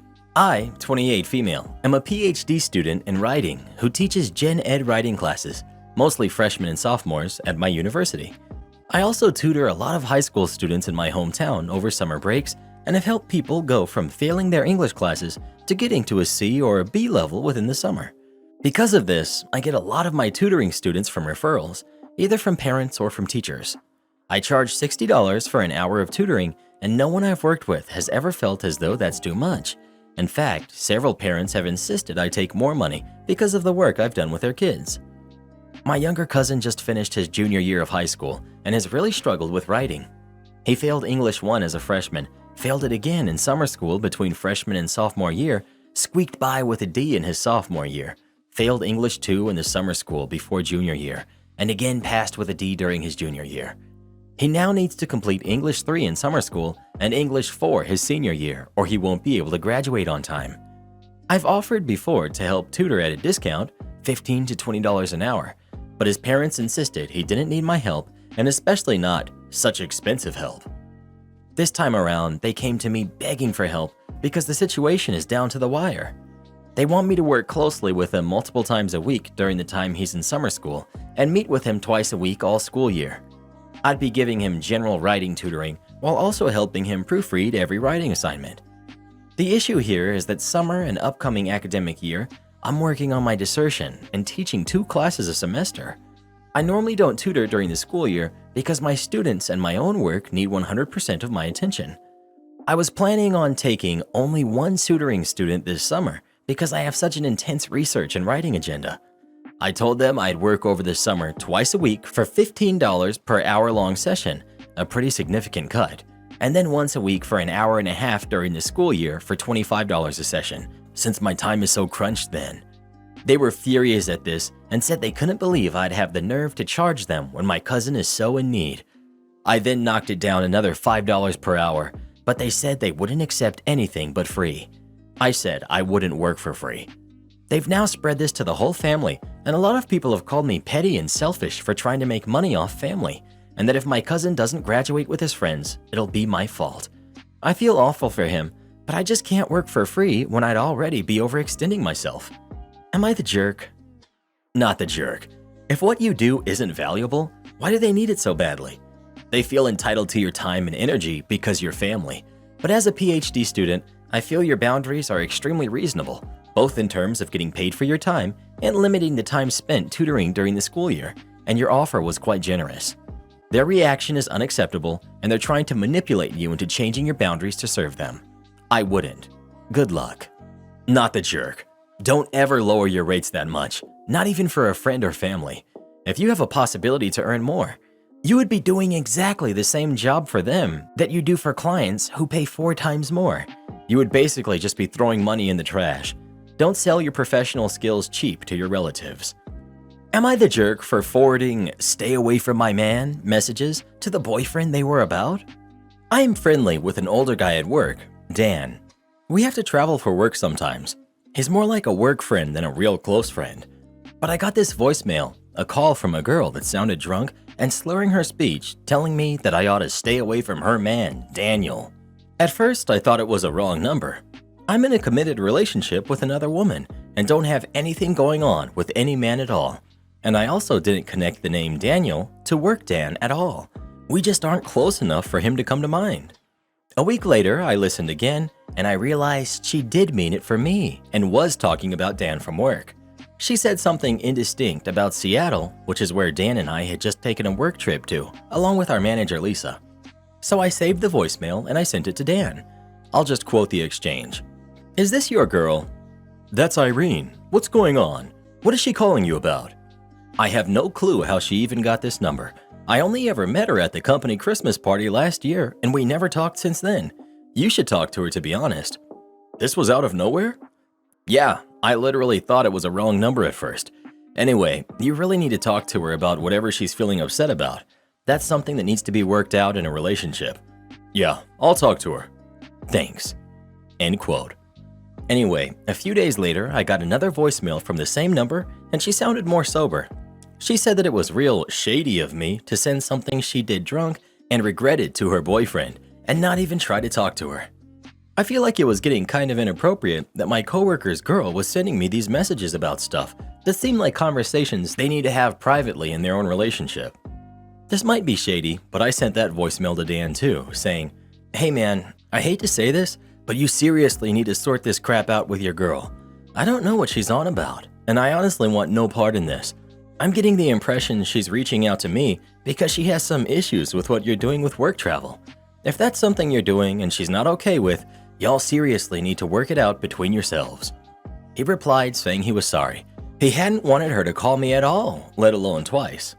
I blocked her number, and I feel kind of bad about it because it seems like she's feeling insecure about something. But I also feel like if she has a problem with something her boyfriend is doing, she needs to take that up with him, not me. Like, I didn't say this, but I really think that if you feel like you have to threaten other people to stay away from your partner, that relationship has run its course anyway. Why even be with someone you don't trust to stay loyal without you forcing it? Am I the jerk for forwarding these voicemails? Nothing to feel bad about, not the jerk. Totally inappropriate for her to drag her boyfriend's coworkers into their drama. If she continues to harass you, tell him you will speak to HR or even the police. She's risking his job doing that stuff as well. Well, who do you think is the jerk? OP or Irene? Please let us know.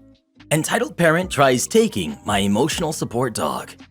I have pretty bad PTSD, and I also have a tic disorder along with anxiety, so me plus people don't work out. My dog is completely trained and is meant for panic attacks, may I add. So I'm walking through the mall with my large lab mix named Tiger. He has his vest on, which clearly states he is a service dog. He was walking in our normal position, him on my right, slightly behind so he can watch me. He doesn't mind kids, so if I'm having a good day, I will have him sit and let the kids play with him. I go to that mall quite a lot, so I see the same kids often, and I've honestly bonded with a few of the families. Enter the entitled mother. I don't remember ever talking to her, so when she walked right up to me, I was quite confused. I wasn't having a very good day, so while I was standing, doing I don't know what, Tiger was laying between me and doing slow circles because that makes me feel safe. "Excuse me, may my son pet your dog?" she says in the Karen voice. You know what I mean. "I'm sorry, but he's a service dog and he's on duty, so he can't be pet right now," or something like that. I said this in my sweetest dealing with kids voice because I didn't want to seem like I was arrogant or anything. I went back to doing whatever I was doing. Tiger puts his paws on my thigh when something's wrong, and I immediately look down. The small kid, probably around 4 to 6, was petting him. "Excuse me, can you tell your son not to touch my dog?" I again used a polite voice. "Why? I've seen you let other kids pet your dog," she snapped at me. I could feel the panic attack building up. I started shaking slightly, but was able to calm myself pretty fast. "Mommy, can I have the doggy?" My head snapped towards the kid, who was tugging on the leash and vest. "Of course, honey. How much for the dog?" He's not for sale. As I said, he's a service dog and is trained specifically by me for me. He was only partially trained when we adopted him, and I finished his training. "So? My son needs a service dog. He's clearly blind." In my brain, hold up, this doesn't add up. "Ma'am, if he did need one, you would have to have a dog trained specifically for him, because my dog is trained for PTSD." She huffed, grabbed her son, and walked off. I thought that was the end of it and walked to the food court. I sat with my pretzel and went through some schoolwork, I think. After a couple of minutes, I heard the same annoying Karen voice. "Okay, son, so distract that lady." I was confused. but for some reason went back to what I was doing. Excuse me, miss. Yes? What kind of doggy do you have? Well, he's a lab. I didn't know what to say because what should I say? He's like 6. Out of nowhere, I hear Tiger yelp and immediately look to see where he was at. And there was Karen, holding his lead with one hand and his vest with the other. He was now about 3 feet away from me, so he was clearly uncomfortable. Give me my dog! I was definitely way too calm for the situation I was in. He's my dog. Someone called the police. This crazy lady is trying to take my service dog. I was shaking and breathing heavy because of one of my major triggers is people yelling at me. I was seriously upset. Not only did she steal my dog from me, but she then called me crazy. Ma'am, give me my dog. Do you even know his name? I'm still shaking and somehow managed to keep a stable and firm voice. This is my dog, Ginger. Tiger didn't even move when he heard that. He was still standing here being handled by this nut job. I whistled because that's what I usually used to call him. Tiger, come. He pulls hard on her to get to me and dragged her to the ground. She looked like she was about to explode. He sat between me again and I grabbed his lead. See, my dog. She pulls herself up and dragged my dog back to her again, smacking my arm in the process. She hit right where one of my worst scars are, and at that point, I lost all composure. Give me my dog! I didn't care about being kind anymore. She didn't budge. It's my dog. I'm calling the police. Enter Tyler and Sarah, a sweet younger couple who me and my family know quite well. OP? Who is that woman holding Tiger? A psycho jerk that stole my dog. I'm shaking hard and was on the verge of tears because, PTSD. Sarah walked over and worked on trying to calm me down while Tiger was dealing with Thunder Jerk. Give me the dog back before I have to do something I will regret. Fun fact, Tyler's in the army. Don't touch me. I'll call my husband. He's a lieutenant. Where at? Because I'm a first lieutenant. She completely stopped talking, handed over the dog, grabbed her poor son, and booked it out of here. Sadly, there's no happy ending really, but if anything changes, I'll update you. By the way, I took Tyler and Sarah out for ice cream after that incident. I no longer leave Tiger's lead laying around if I'm not holding it. Flight attendant is told to get an in-flight movie that is interesting. This malicious compliance belongs to my beautiful wife, but since it's from many decades ago, from a time before we knew each other, we will call her classy flight attendant here. First, the usual disclaimers. I'm on computer, so completely responsible for the formatting. English is my first and third language, and my mother was a school teacher, so I'm also completely responsible for my use of spelling and grammar. The setup. At the time of this event, Classy Flight Attendant is one of the top-tier flight attendants for her country's national airline. Strictly speaking, any of their flights that do not involve parts in the USA or its territories are not required to follow all FAA rules. However, whenever they fly to ports regulated by the FAA, they are expected to follow those rules to the T. Of course, it doesn't always work out that way in practice. On this occasion, Classy Flight Attendant has just landed from Europe at her home airport in South America, only to learn that she's being turned around for a round trip to New York City. She protests. By the time she lands in New York, she will be well outside FAA rest period rules with all the consequences that could follow. Her supervisors don't care. They need her on that flight right now, and away she goes. But she knows the flight to New York isn't the real problem. It's the return trip that will be pure misery. Her compatriots flying home from New York tend to be extremely entitled. They're coming from New York. That makes them somebody now. They will refuse drink service when offered, and then when the flight attendant is 3 or 4 rows further along, push the call button and order a drink. They will keep an attendant hopping back and forth the whole flight for stupid little things. Many of them things they could actually do for themselves. Classy Flight Attendant is tired and knows that dealing with this entitled crowd on the return trip is going to be the worst. As they get into New York, she's told to check out an in-flight movie for the return trip. The suggestion is made to make it interesting enough to keep the passengers too busy to order the flight crew around that much. Cue the malicious compliance. As she looks over the options and finds the perfect film, it will keep the passengers riveted to their seats. Frankly, given the nature of the film, she isn't even sure why it exists in the cartridge format used on planes at this time. Perhaps because the format is also used on some yachts and cruise ships, she orders it. Once on board, she keeps it secret. She knows that once she pops it in and it starts to play, the systems in use at that time cannot be stopped. But any time before that, she could be thwarted. Mid-flight, as the plane is well out over the ocean on its way south, she pops it in. Airport 77. For those who don't know, this film is about a plane that crashed in the ocean. The results are immediate and absolute. While there are many white knuckles, no one seems inclined to press their call buttons, and classy flight attendant has a very quiet, uninterrupted rest of the remainder of the flight home. The aftermath. As she is deboarding, one old lady is heard saying that she will never fly national airline again. When called on the carpet for her movie choice, classy flight attendant feigns ignorance, claiming to have thought it was the much more comical Airplane and that the name was lost in translation. She is given a 3-day suspension, which is for her a much-needed rest. Oh, and she will never be allowed to pick the in-flight movie ever again. Karen and her family harassed my girlfriend and I over a parking spot. Big mistake. I live on a cul-de-sac where I rent a back house from my landlords. There's another elderly tenant who lived inside the landlord's house I was very close with that we'll call Good Sir.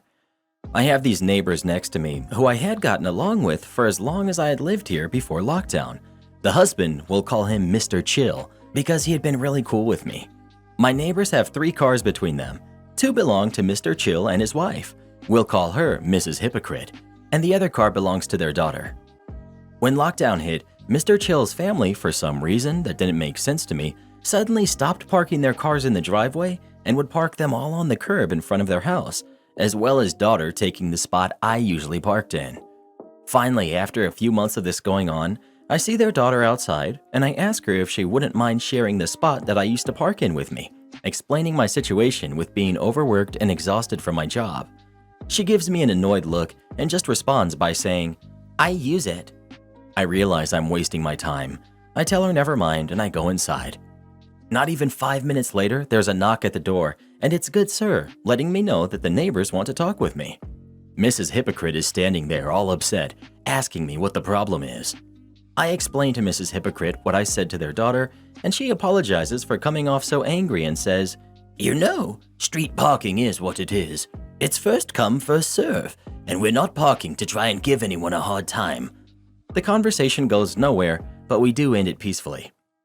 About a week later, I'm parked in my spot for a change, and my girlfriend comes over to visit. It's summertime and it's hot outside. Later that evening, I get a knock on my door, and it's Good Sir. He says the neighbors want to talk, and I see Mr. Chill standing right there, and he just asks if my girlfriend could move her car because she's got a bunch of curb behind her, but not enough for another car to fit. Before I can even say anything, Mrs. Hypocrite shows up out of nowhere and goes off saying, "I'm sick of going back and forth about this. She is double parked, and there's not enough room for another car to fit. I understand that she's your girlfriend and she's visiting, but I believe that residents should get priority parking first.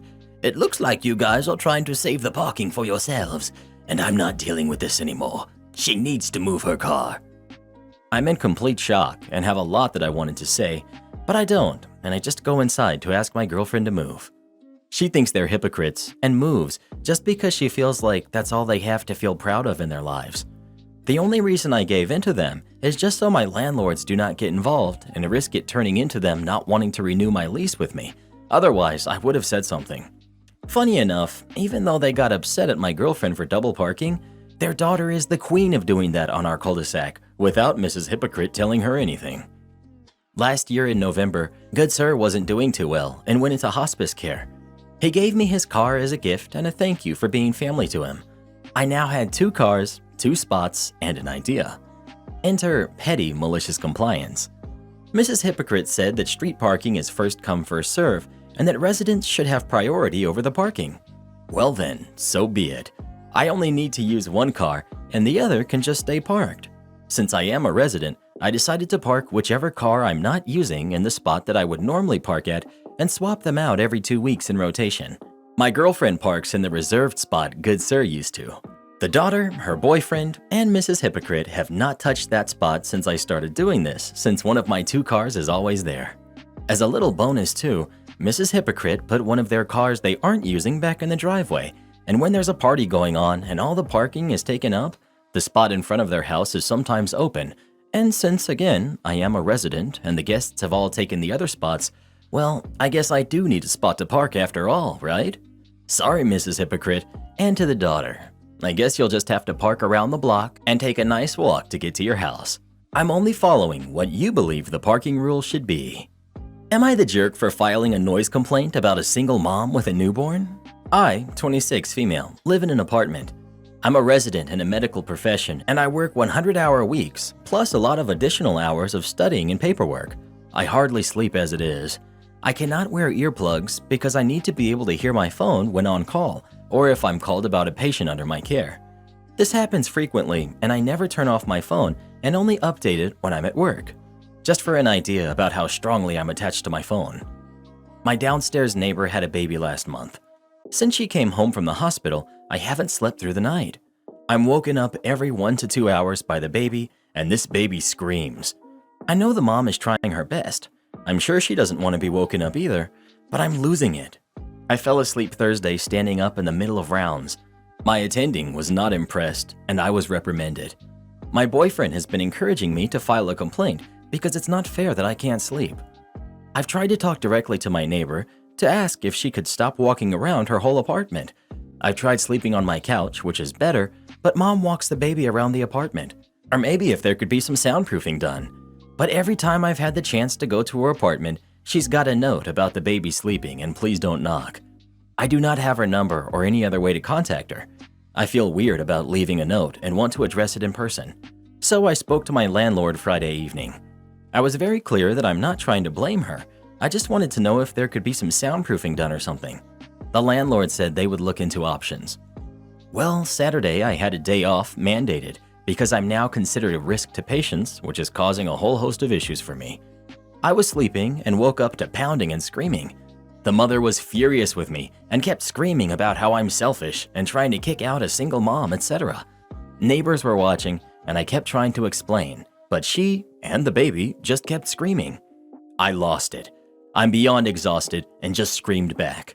I told her that her baby is so loud she might cost me my job and that I just can't function anymore because of her and that soundproofing isn't the end of the world.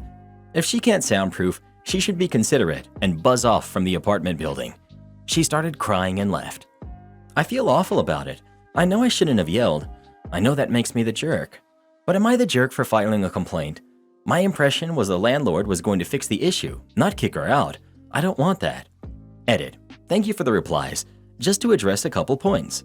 1. Yes, working these hours is insane. It's not okay. But unfortunately, the way this field works is you either get on with it or they will fire you, and there goes the last decade of my life. Matching with another residency is next to impossible. Besides, I want this career. Hopefully it'll change as the younger generation pushes for change. 2. I live on the top floor of my building. I've been here 5 years. There's been a few families with kids, including babies, that have lived here over the years. Life sounds have never been an issue. This baby is loud and it's constant. The baby will scream every 2 hours or so and can go on for over an hour most of the time. I do not think the mom can just tell the baby to be quiet. I want solutions so I can sleep and that's it. I've tried soundproofing my apartment, short of tearing up the floor and installing insulation of some kind. I've done everything that I could find online. It has not helped. I hear the baby crying, by the way, when the mother walks the baby around the apartment. I don't hear her walking. When the baby is in the bedroom, I can sleep through the crying, but when the baby walks over my head, I cannot. I cannot just move. Firstly, finding the time to move or the money is impossible. I have to live 15 minutes from the hospital, which is why I can't stay at my boyfriend's, and I'm lucky my landlord has kept my rent down. He's rented to many residents from this hospital for decades and cuts us a break, since I can't afford anything else in this area.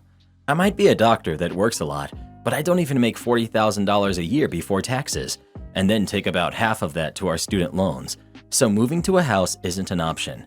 4. Yes, I could sleep in an on-call room and do occasionally, but as people have said, the rooms are awful and they're not really quiet with all the other residents trying to work, sleep, etc. Plus, I think it's reasonable to want to go home and sleep when I can. I have to make food, do laundry, call family in private, and decompress alone. So driving home and doing that and driving back to sleep for the foreseeable future isn't going to work.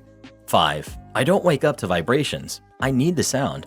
I've tried noise-canceling earbuds. I don't like the headphones. I can't get comfortable. But spend most of the night terrified they'll fall out and I won't hear my phone, so I don't sleep. Missing a call is automatic grounds for termination, so the fear is very real for me. 6. My landlord called me earlier today and told me he heard about her coming to scream at me. He informed me he had no intention of evicting anyone. He spoke to her about when he could come and soundproof her apartment. He's been considering this for a while and has decided to bite the bullet and soundproof every apartment, starting with hers, as multiple people have mentioned this to him as well. She was never in danger of being evicted. I never wanted that either. Babies cry, but I didn't sign up for this. I've never had this issue in any apartment I've lived in. This is the first complaint I've made in over 5 years, besides my shower head breaking. I think soundproofing is valid. Maybe it'll disrupt this mother, but I've decided I don't care. Long term, this will be better for everyone. And yes, I'm the jerk for yelling at her. I snapped, and since everyone keeps saying this woman is exhausted and sleep deprived, so I should be understanding, I think the same can be said for me, since I'm awake when she's awake. So sleep deprivation on both ends probably led to very bad communication on both ends. Hopefully the soundproofing will resolve some issues. You work 100-hour weeks plus a lot of additional hours of studying and paperwork? Not the jerk. I was thinking different and was about to question the hours. Apparently in the US it's an 80-hour maximum, which is still well beyond any form of reason. But read enough that 100 hours a week isn't impossible and you didn't say you were from the US anyway. The mother is not a jerk for having a crying baby, unless there's banging on the walls or she's putting the baby near the window to scream out so you hear everything. She's not the jerk either. So while we all decide between whether the employee of the horrible company is the jerk or the young mother who had the baby, the real jerk gets off judgment-free. In fact, there are two. First jerk, obviously your employer, without question. What they're doing should be illegal, and that's not hyperbole. It should be. The other jerks are the people that build a set of flats and apartments that don't even have the barest of soundproofing to muffle the cries of a baby that isn't even 1 month old yet. Their lungs just aren't that big to make that kind of noise that should carry if the landlords and property owner actually built and maintained decent properties for actual humans to live in without losing their sanity. So yeah, forget judging between someone overworked to the point of passing out while standing up and the young mother with the 1-month-old infant.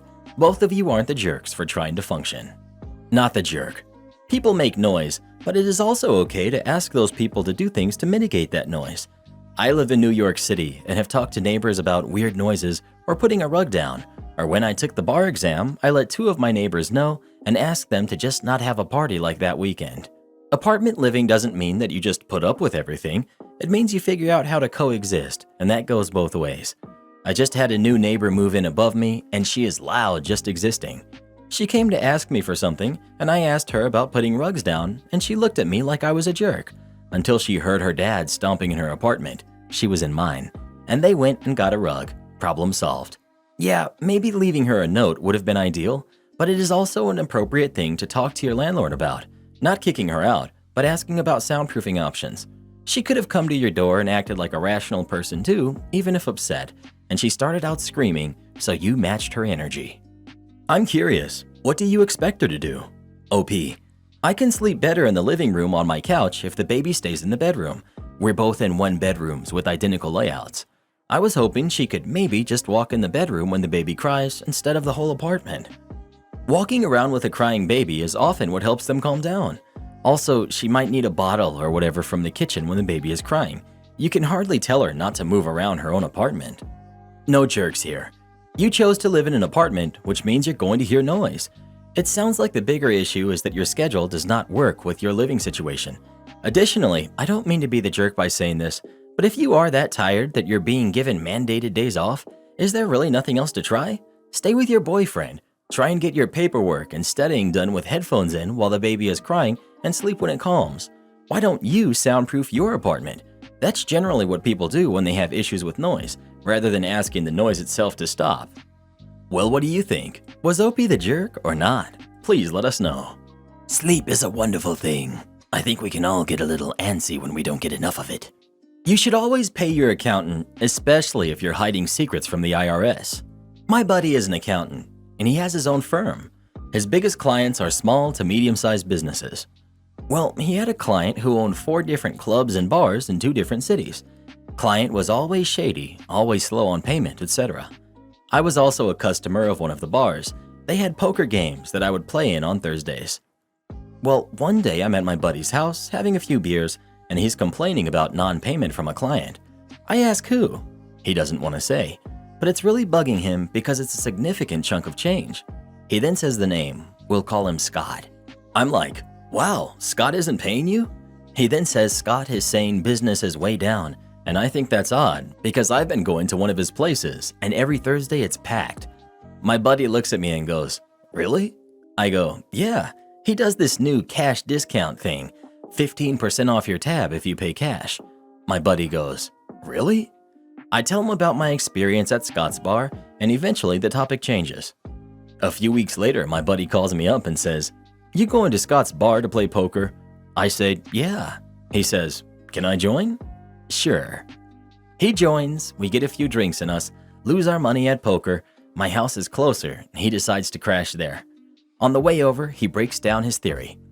He thinks Scott is vastly underreporting his revenue. The reason why he suspects Scott is offering cash discount is because cash is easier to hide.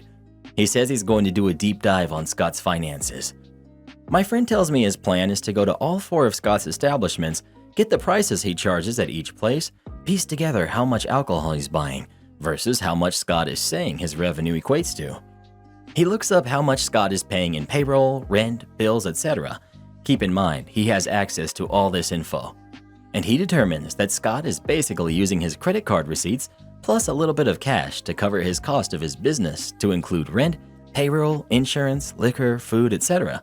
However, based upon that amount of products he's selling, he's suspecting Scott is underreporting his total income by about 35 to 40%. He goes back into Scott's books even more, and he figures in the last year, Scott has been underreporting his sales by 35 to 40%, but he's also been underreporting his sales by at least 20 to 25% for years on end. Simply put, there's no way Scott is going through as much product and as much alcohol as he's purchasing and having the revenue numbers that he's claiming. He's underreporting his sales to his accountant, which means he's also underreporting his earnings to the IRS. By this point, Scott owes my friend thousands of dollars that he hasn't paid. He said his total amount owed could buy a brand new motorcycle. He never gave me an exact number. My friend decides, forget getting repayment from Scott.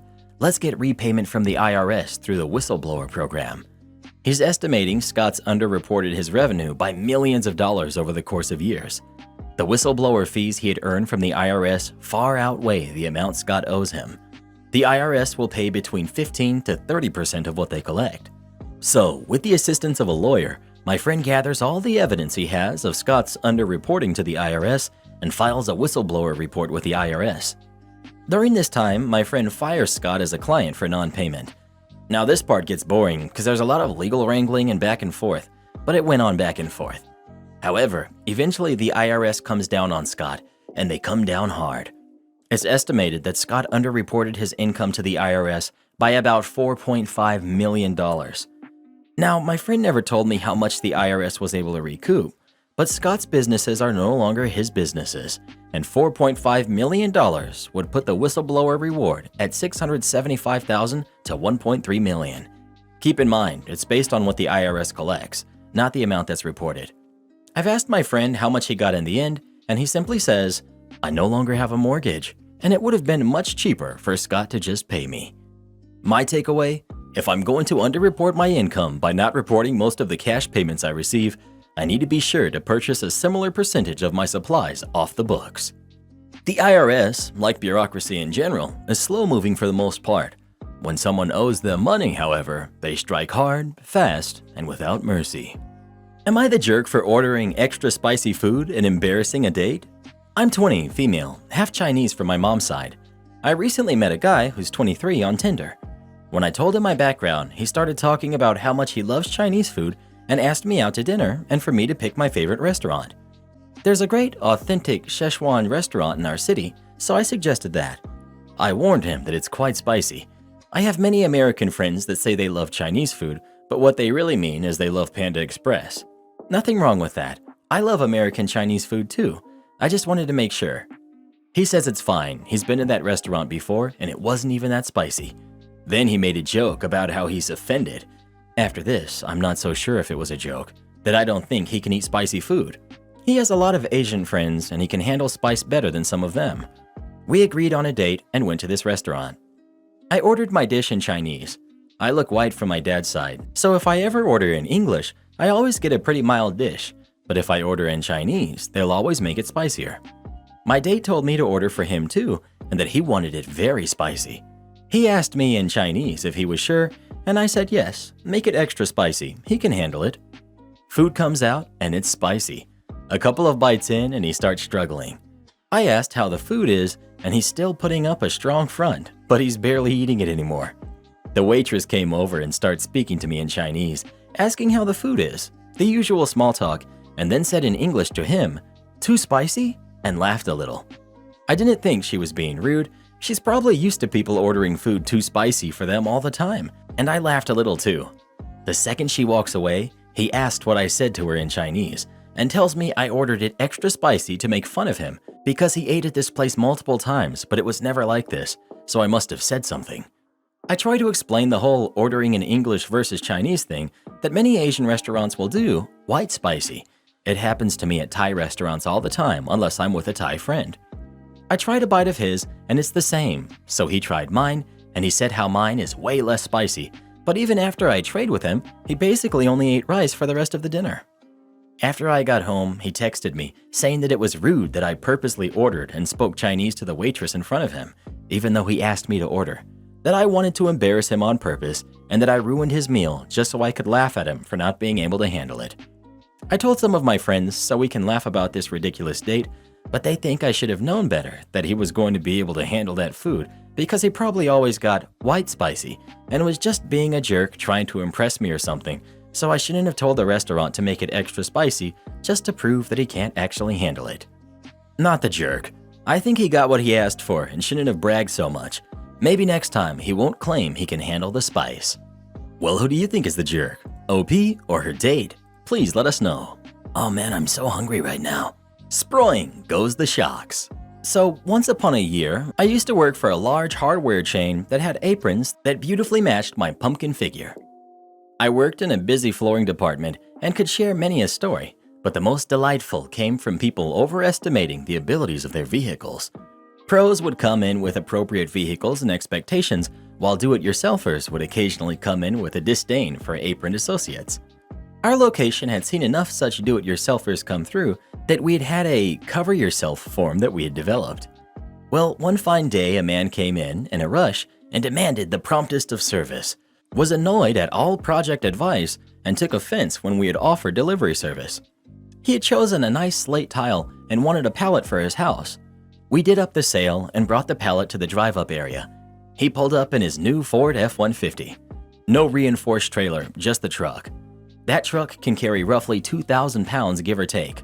The pallet was about 3,800 pounds. I told him that we would need to break open the pallet. He could take half right away and the other half later. The man went ballistic. They could hear him back in lighting. After some back and forth, and a few other managers coming by and strongly advising him that his truck could not take the pallet, he was screaming and foaming at the mouth. I shrugged, grabbed the form, discussed the portion saying he was ignoring our advice and he absolves our company and its employees of any responsibility for the outcomes.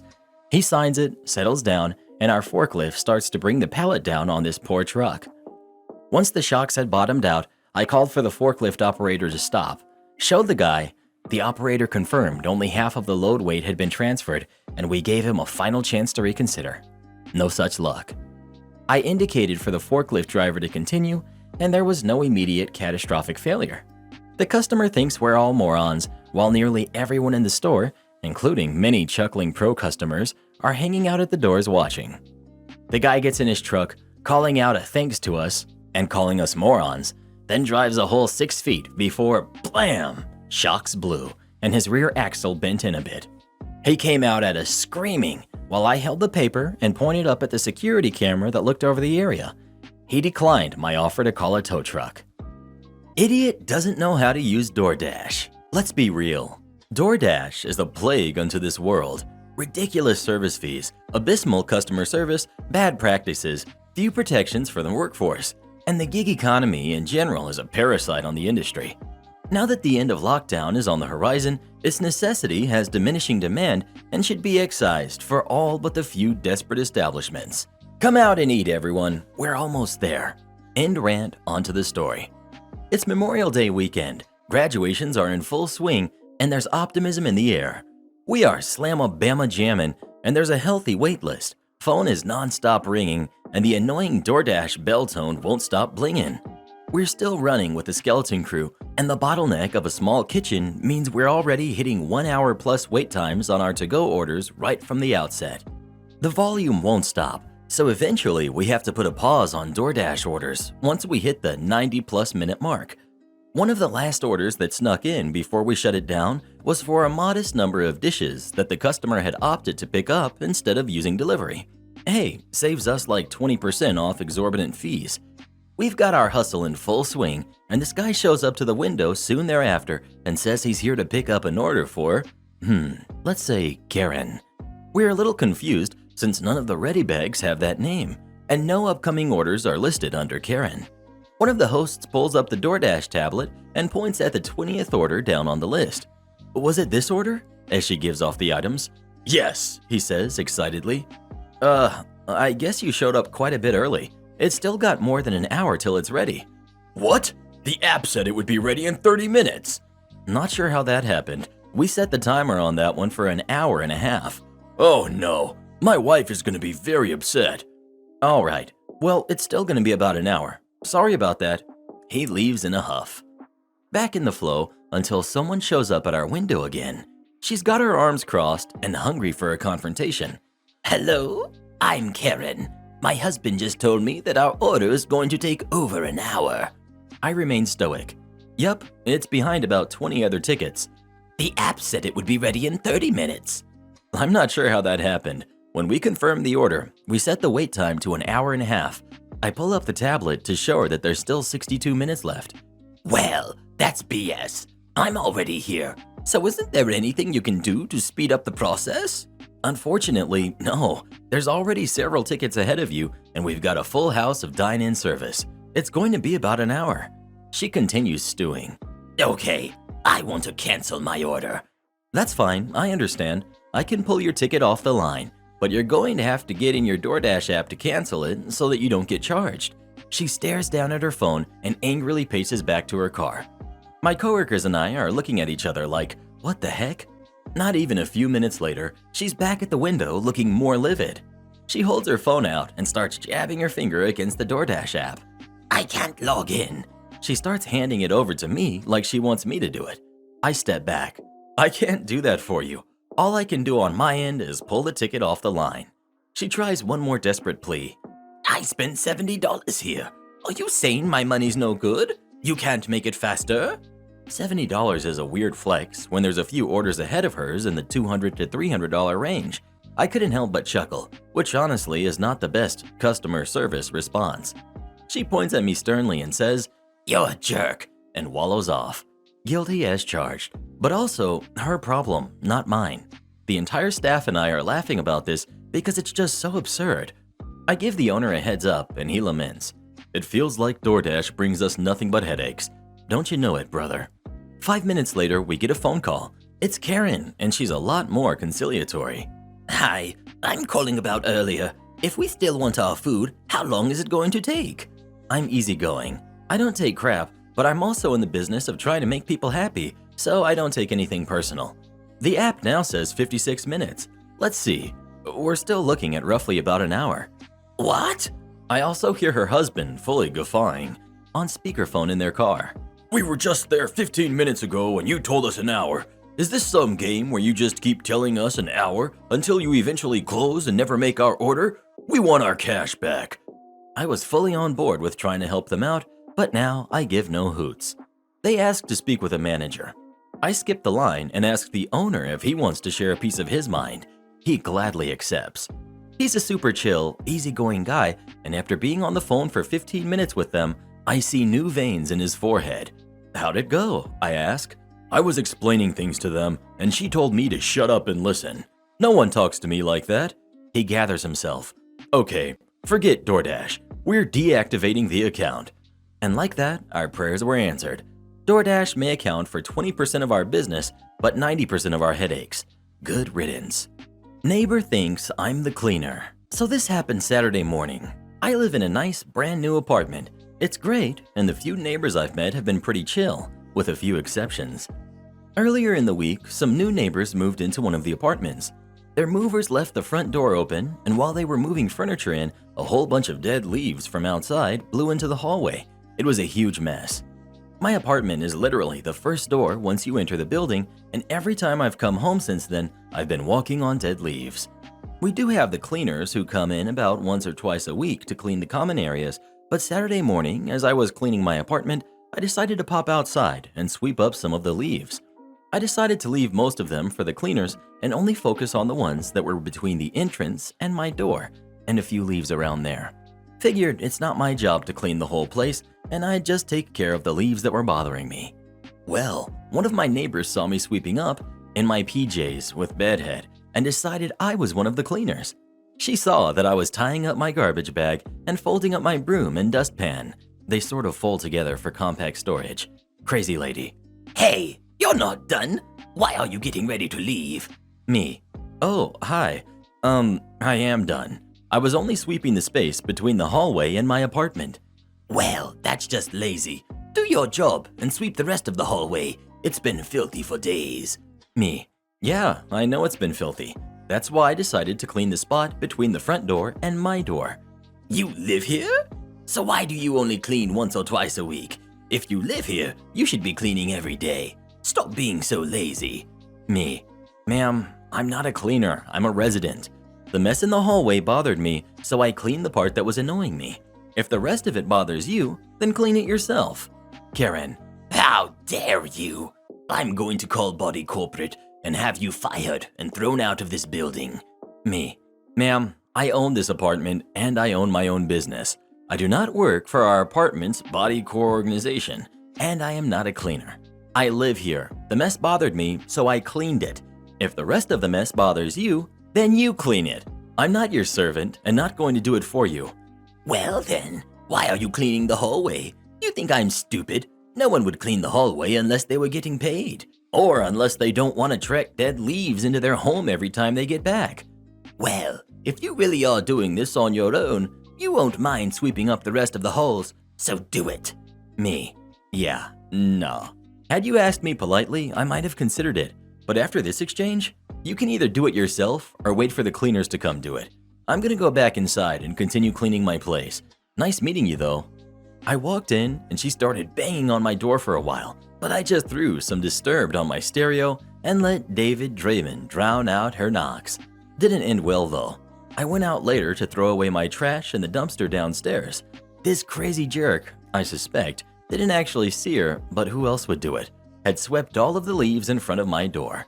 So I grabbed my trusty broom and swept them all further down the hall to her door. Have a feeling we're gonna be playing this game until the cleaners show up. Maybe I'll borrow my buddy's leaf blower and just rev it up outside her door. It is pretty loud. Karen demands to drive my car. Big mistake. So a few years ago, I bought the old car from my dad. He bought a new one and mine was on its last wheel. Since I'm comfortable with that car and knew my dad was the only owner, I bought it. Note, I'm very stupid and thought he changed the title into my name, but that never even happened. It's not a pickup nor a van. It's a minivan with a big trunk. You can fit loads of stuff in there and even sleep in it if you're a smaller sized person like myself. Anyway, since I still live at home, they use my car like it still belongs to them. I've told them many times that I don't like how they use it, but they'll get mad and say I don't do anything and can at least lend them my car. Sometimes they ask, sometimes they just take the car, and I can't even go to my friend's house like we planned. When I say no, they'll get passive-aggressive and start guilt-tripping me. After everything we've done for you? If my sibling or a friend needs larger stuff moved like a shelf or something, they use my car. Bought new tires, a fridge, a washing machine, they use my car. My sibling and their drunk friends need to get picked up from a party, they use my car because it can fit 6 people. Doesn't matter that they called it ugly before and would never even drive it. If there's garden waste to dispose, which car do they use? Exactly, mine. They try not to make it dirty, but it still gets dirty. But what bothers me the most is that afterwards it stinks like manure and it has insects in it. I pay for gas, insurance, and all the other stuff. My dad does repairs, but so does he on every other car of my mom or siblings. And I, of course, pay for the parts and give him money, but it's still not my car.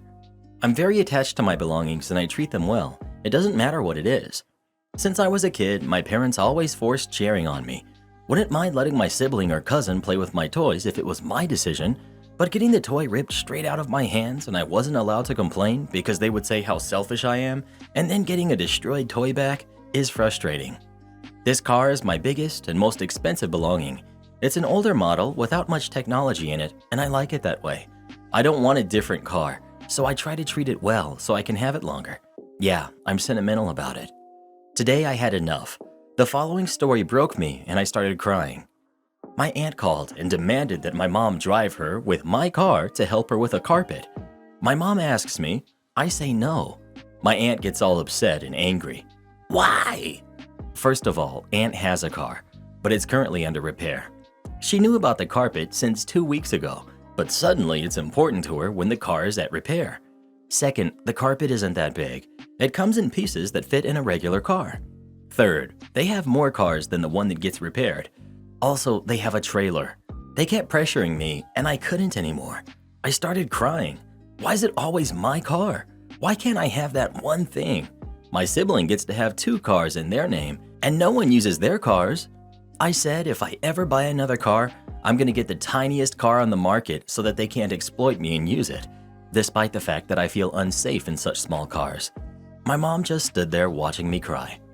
I love my car, but I hate the shared crap so much. If my dad sold the car to a stranger, they wouldn't access it anymore. But this is different because family. I'm so done. Cut your losses. Buy a different car by yourself. Cancel insurance on the car that is still in your dad's name. Tell them what you did. Do not renew the license on it since it's in his name. Sooner or later, they will get caught driving without insurance or proper licensing. Gas? They have to buy it. Maintenance? It's in your dad's name, so it's not yours to deal with. Don't let anyone borrow your next car, and keep the keys with you at all times. If they do somehow take your car, call it in as stolen. They're simply taking advantage of you. Time to cut those strings. You are the adult here. Demand the money back. Tell them since the car isn't in your name, then you didn't actually buy the car, so they essentially stole money from you. Also, newer, smaller cars might not make you feel safer, but in an accident, you are safer than in older cars. They are designed to crumple and spread the force of the impact away from the people inside the car, where older vehicles don't do that at all, or are not as good at doing that. And this is why I disliked my ex's family so much. None of the kids owned their cars outright. The parents held the titles and used it against their kids all the time. When I bought my car, the title was sent to my ex's home address, and father-in-law kept the pink slip stating his coworker, who we bought the car from, wanted more money. I was upset. The guy was already paid, and I didn't know my ex would have it sent there when we lived at another residence. I went right then at 1 a.m. to the bank and pulled out the last of my funds and told him to get my slip ASAP. I will never have anyone hold my transportation hostage. Well, what would you do in this situation? Would you keep letting them use your car or not? Please let us know. I'd set up a booby trap in it. Have you ever seen the Goonies? Am I the jerk for leaving the restaurant because of what my husband did? I would like to start and say that my, female 29, husband, male 35, comes from a well-off family, and most of his friends are well-off too. Unlike me and my family, we come from humble, working class, and we don't own a lot of assets like my in-laws do. My husband cares about appearances. At first, he didn't care how I dressed, but he did buy me things that he said I would love, but nothing was my style really. After marriage, he sat down with me and told me that I 100% get to choose how I look except when I'm with him or his family, and introduced me to brands to choose my new clothes from, and I started wearing them whenever I'm with his family and friends, although it limited my choice on what to wear because I'm more into simple things. For his friend's birthday that was celebrated at an upscale restaurant, my husband bought me a $300 dress to wear for the occasion, but I didn't like many things about it. I told him I'd just wear my $60 floral maxi dress. He didn't think this was a good idea and said that I didn't have a choice in the matter. I said, I either wear the dress or I don't go. He said fine then, whatever, but still wasn't happy. We got to the restaurant and no one said anything about my dress, except his other friend who said I looked great. After dinner, my husband moved quickly and spilled wine all over me. He freaked out and said that he thankfully had a replacement, then pulled out the $300 dress he previously wanted me to wear from a bag. This whole time, I couldn't help but think he deliberately spilled the wine on my floral dress to force me into wearing the other one. He handed me the dress and told me to go change. I got up, but instead of going to the restroom, I made my way to the door. He asked me to wait, but I kept walking while opening my phone to get an Uber to get me home. I stood outside and started arguing with him. He said he didn't get why I was behaving like this and embarrassing both him and myself like that. I said that he looked down on my dress and tried to trick me into wearing what he wanted me to by spilling wine on me. He told me to go back inside, but I said I won't move until my Uber arrives. He threw a fit, calling me an embarrassment, and stood there until I left. At home, he went off on me, saying I could have worn the dress and not made a scene, and then doubled down and walked out. Again, I said he disrespected my choices and implied I was an embarrassment. He said he was just calling a spade, and I should quit acting so insensitive and getting offended over nothing. He said I made a joke out of him in front of his friends, and one of them, the one who complimented my dress, and the one who constantly tries to video chat with me whenever he sees me online, tried to call me, but I didn't respond because he made me uncomfortable. Am I the jerk? Did I handle this right? Edit. His friend, the one who constantly tries to open video chat with me whenever he sees me online, makes me uncomfortable by constantly flirting with me. He's 2 years older than my husband and has been overstepping and flirting with me every chance he gets. I told my husband, but he brushed me off and accused me of trying to isolate him from his friends by making stuff up. I'm 100% not, and I have picked up on his friend's bad vibes since the day I met him. He comes over more frequently, and I can't just tell him to leave. Red flags. Not the jerk, but what on earth? To just be sitting on a spare dress through a whole dinner? That's unhinged. OP. This was what bothered me so much that I wanted to go home. It felt like he was forcing his choice on me while ignoring mine. It felt like that because that's exactly what it was. He's punishing you for not doing what he wanted you to. I have never in my life brought a date a spare dress. The thought would never even occur to me. Not the jerk. You had every right to leave, but from what you're telling us, I doubt your husband will ever change. OP. He said that these things are relatively small, and there's no way they'd affect our marriage, but he has proven this to be untrue. Not the jerk. He sounds like a controlling jerk. It will only get worse as time goes on. Well, who do you think is the jerk? OP or her husband? Please let us know. Red flags all day, bruh. My husband expects me to pay for his kids' tuition. I'm 32, female, and I'm married to a 36-year-old man, Dylan. We've been together 7 years, and we're married for the last 3. We both have previous kids from prior relationships. My kids are 12 and 9. His are 16, 14, 9-year-old twins, along with an 18 and a 19-year-old that are not his biological kids, but he continues to help raise. Up until lockdown, Dylan was making twice my salary. His job made cuts, and unfortunately, his was one of them. He still makes pretty decent, but now I'm making 3 times more than him thanks to a promotion a couple years ago. His ex-wife, I wouldn't say she's bitter or a gold digger, but that she thinks that we're in competition. For example, we moved to a bigger house, so she moved to a bigger house within the same year. We got another vehicle, and she got another vehicle. I thought maybe I was tripping. That's not what she was doing, but that's exactly what she's doing. Anyhow, my kid's father just remarried and has a new baby on the way, and they just moved into a new home. His wife was put on bed rest, so there's only one income coming into their household. Our agreement was that when we relocated closer, that we would pay for their tuition for private school. Life happened, so I ended up paying for their tuition. Somehow or another, it got back to my husband's ex-wife, and now she's demanding that my husband does the same for their kids. The way our finances are set up is we have a joint account for our expenses together, and then we each have our own personal accounts. He can't afford the tuition, but he asked would I pay for their tuition and he would pay me back. He doesn't care if they go to public or private school. He's trying to please the ex-wife. I told him no after he refused to sign a repayment plan, and he called me selfish. I told him if he wants to do what his ex-wife tells him to, then that's where he needs to be. He's already in debt from loans he's taken out for college for her 2 older kids who are not biologically his. Given what I already contribute to our household and our kids as a whole, no, this is something he and his ex-wife need to figure out or leave it alone. Hubby has mismanaged money one too many times trying to please his ex-wife. Not the jerk. He and his ex-wife want to send their kids to fancy schools, they need to pay for it. Or you pay for it and he pays you back. Honestly though, based on your post, not sure how likely that would be. And congrats on the fancy promotion. OP. Thanks. I highly doubt if I'm going to change my mind. Not the jerk. His kids aren't your financial responsibility for college. If he was making so much money before, he should have planned ahead and started a 529 plan way back when they were born and contributed yearly. There's no reason why he can't get Parent Plus loans. My guess, if he doesn't want to do that, is he intends to weasel out of paying you back.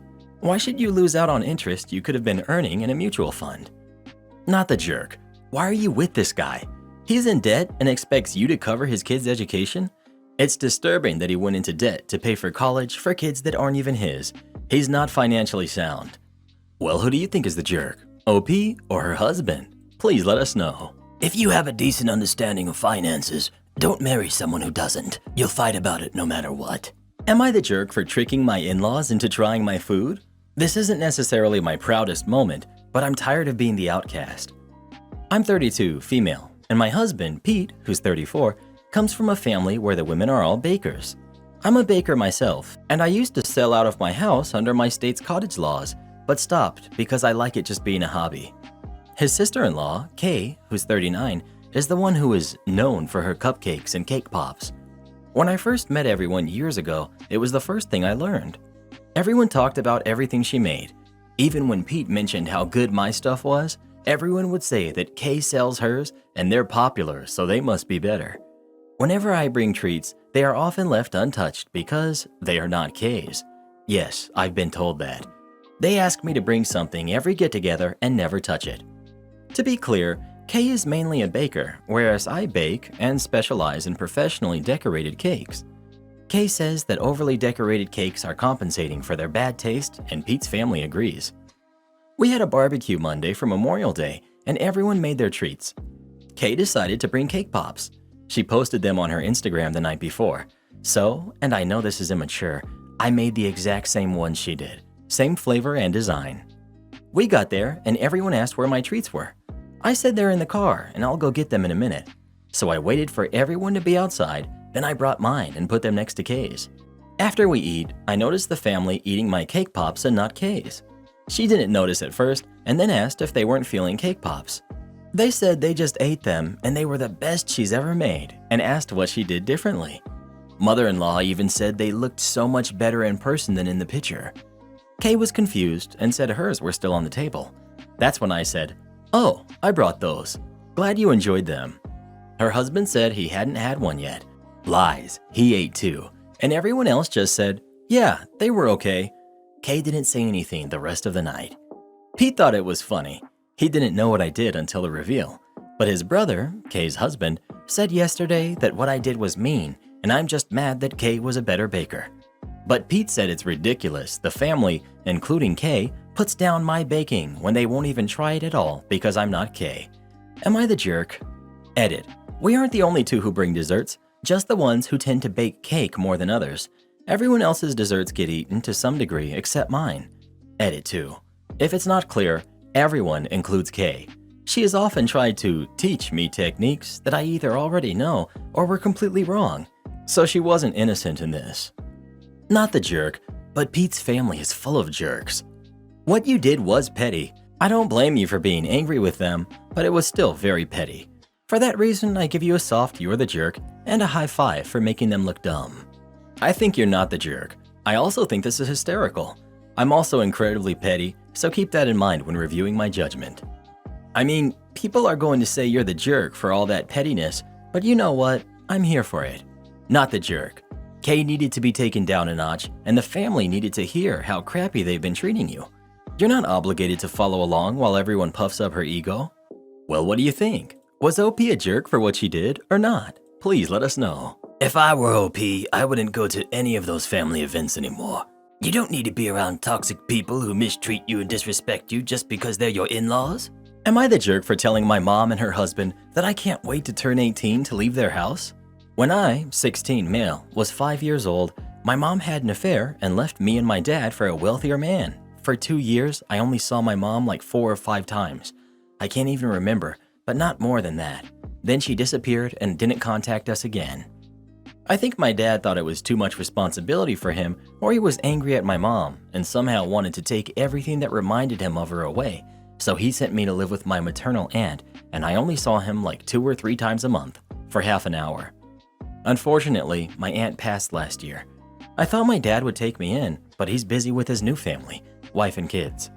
My grandma, Dad's mother, wanted to take me in, but then my egg donor came out of the blue to take me in. When she came to take me, it was the first time I saw her in 9 years, and it felt weird, and it sucked that she hugged me and kissed me as if nothing had happened in those 9 years. She married the man she left us for, and they now have 3 kids, who are 10, 8, and 7. I've been living with them for 6 months now, and I spend most of my time in my room, since we're in another city 6 hours away and I have no friends here. We rarely speak. She tries to talk to me, but I ignore her and her husband. They try to include me in activities, but it sucks seeing them playing the perfect family when I missed everything as a kid, so I don't really like them. Her husband tries to make me call him Dad. He tries to spend time with me and talk to me. He knows I love tennis, so he learned about it and has signed me up for tennis lessons and wants to talk about it all the time he sees me. He even wants to take me to some matches. He introduces me as his son, and I hate it since all I see is the guy that stole my mom from me when I needed her the most. It happened yesterday. He asked me to go with him to the grocery store, and then he met a friend of his, and as his friend hasn't seen me in any family photos, he asked about me, and then my mom's husband said, "He's my firstborn. You didn't know about him because he was living with a sister of my wife's." I didn't make a scene there, but when we got out, I told him to never say that he's my father. He's just a homewrecker who stole my mom.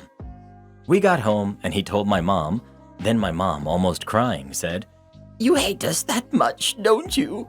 So I said, "Of course. You left me, and now you want me to act like nothing happened by playing the happy family.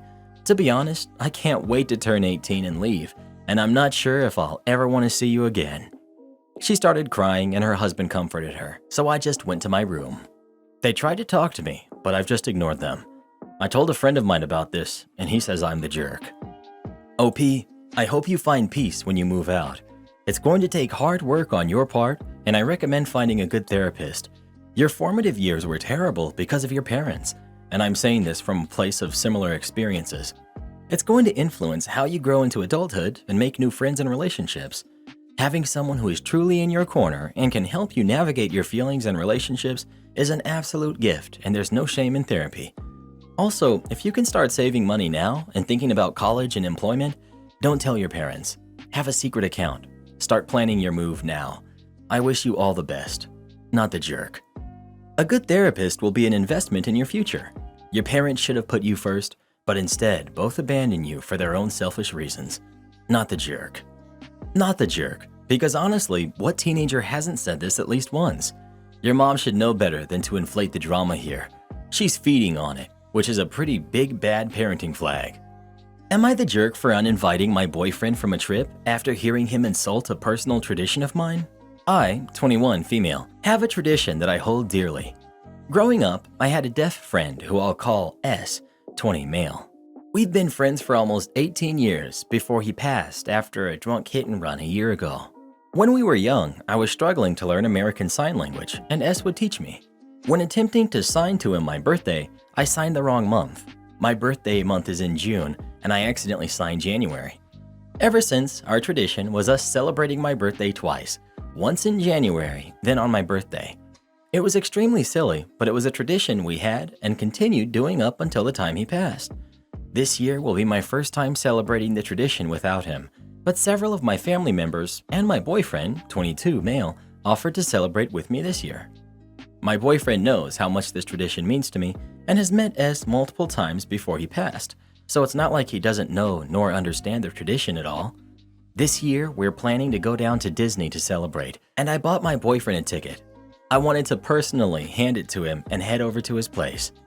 Once there, his roommate let me in, and I overheard him talking to his friends about the tradition and how he found it so stupid, and that he didn't understand why I wanted to do the tradition since S is now gone, and I'm just wasting money.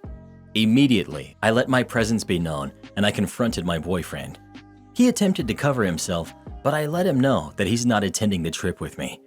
My boyfriend is upset at me and saying how I was a jerk for peeping in on his private conversations, and that I should have heard him out, then removed him off the trip, and that I'm overstepping his boundaries and overreacting. Honestly, I'm mentally stunned that I'm stuck in this limbo, and I don't know what to do nor how to respond. Am I the jerk? Not the jerk. If he didn't want to be overheard, then he shouldn't have been saying it out loud. This. And OP, I've been married for 12 plus years, and my husband has never insulted something that was important to me. I think your boyfriend's comment says something about him as a person, and I would be ending things. He saw your love for this person. He knew how important this tradition was to you both, and he still felt that way. Those are his true feelings. He's just not a good person. Your husband has never insulted something that was important to you? Just because you've never heard him say it doesn't mean it's never happened. Just because you felt the need to comment that doesn't mean you should. Well, your husband might not have said it to your face anyway. Why would you say that? They're clearly in a relationship based off of trust, and you just come in with such a sad comment like that. Not every relationship is with two jerks. Well, what do you think? Should OP let her boyfriend go on the trip or not? Please let us know. No, and I don't know why he'd want to go if he thinks it's so stupid. Am I the jerk for backing out of paying my sister's tuition after learning new information? My sister received an email in mid-May that said she would be withdrawn from college if she didn't pay off her remaining college balance by next week. At the time, we all thought withdrawn meant expelled, and my parents and I strategized to each give a certain amount of money to help my sister. Now, I'm also a recent college grad, and I'm saving to move out and take care of my own expenses. Paying this for my sister is a huge sacrifice, and I know that, but I thought it was worth it at the time. I called my sister's school on her behalf to see if we could get flexibility on the payment date, and what they told me was that withdrawn is not the same as being expelled. It's mostly an administrative process, and once her balance is paid, she'd have no trouble getting back in. So when my sister starts working this summer, she'd be able to pay her tuition off herself. However, my mom and sister are rushing to pay this right now because my mom thinks being withdrawn is a big deal, and my sister's having issues with her summer trouble because she needs to prove she's an enrolled student via her transcript. However, A, it's not a big deal, and B, her transcript won't be updated in time anyways, so paying off her balance and crossing her fingers won't help. In addition, my sister let me see her account, and 1, the balance is larger than we thought, and 2, it's mostly for her appointment expenses. Thing is, we've all, including me, been sending her hundreds of dollars a month to help with her apartment expenses on top of the financial aid she receives, even though the apartment was a decision all of us warned her against. At this point, I think my sister should be the main one responsible for paying off her balance when her job and tax return comes in. I love my sister, but I'm tired of subsidizing her bad choices. I was going to do it when the situation was dire, but now that I know withdrawn does not mean expelled, I won't. Am I the jerk? Also info. I've given my sister over $2,000 this year already. Not the jerk. You're basically a safety net, as you said, for your sister's bad choices. Not the jerk. There isn't such urgency to pay off the account, and like you said, your sister has been making questionable financial choices. OP. She spent $500 on her hair alone this semester, and just bought a new nail kit. At this point, I'm just venting, but I'm tired of having to cover her constantly. So stop enabling her. If your parents want to continue bailing her out, let them, but tell her no more from you, not the jerk. Entitled Aunt nearly ruins free vacation. This story happened before lockdown. I love Ireland. My grandmother told me stories and inspired a pride and love for my heritage and taught me how to properly represent myself. I am not Irish, but my ancestors were. Years ago, I started studying Gaelic, the Irish language. I'm still very novice at speaking and understanding it, but I enjoy trying to learn and like hearing it spoken. I was starting to think about another trip when one of my cousins contacts me. We never had much contact because we grew up so far apart, but I liked him well enough. He had started learning Gaelic and was interested in having someone to practice with, so we did. We helped each other and learned together. It's difficult language, and like I said, still very novice. Well, I was planning a trip to Ireland.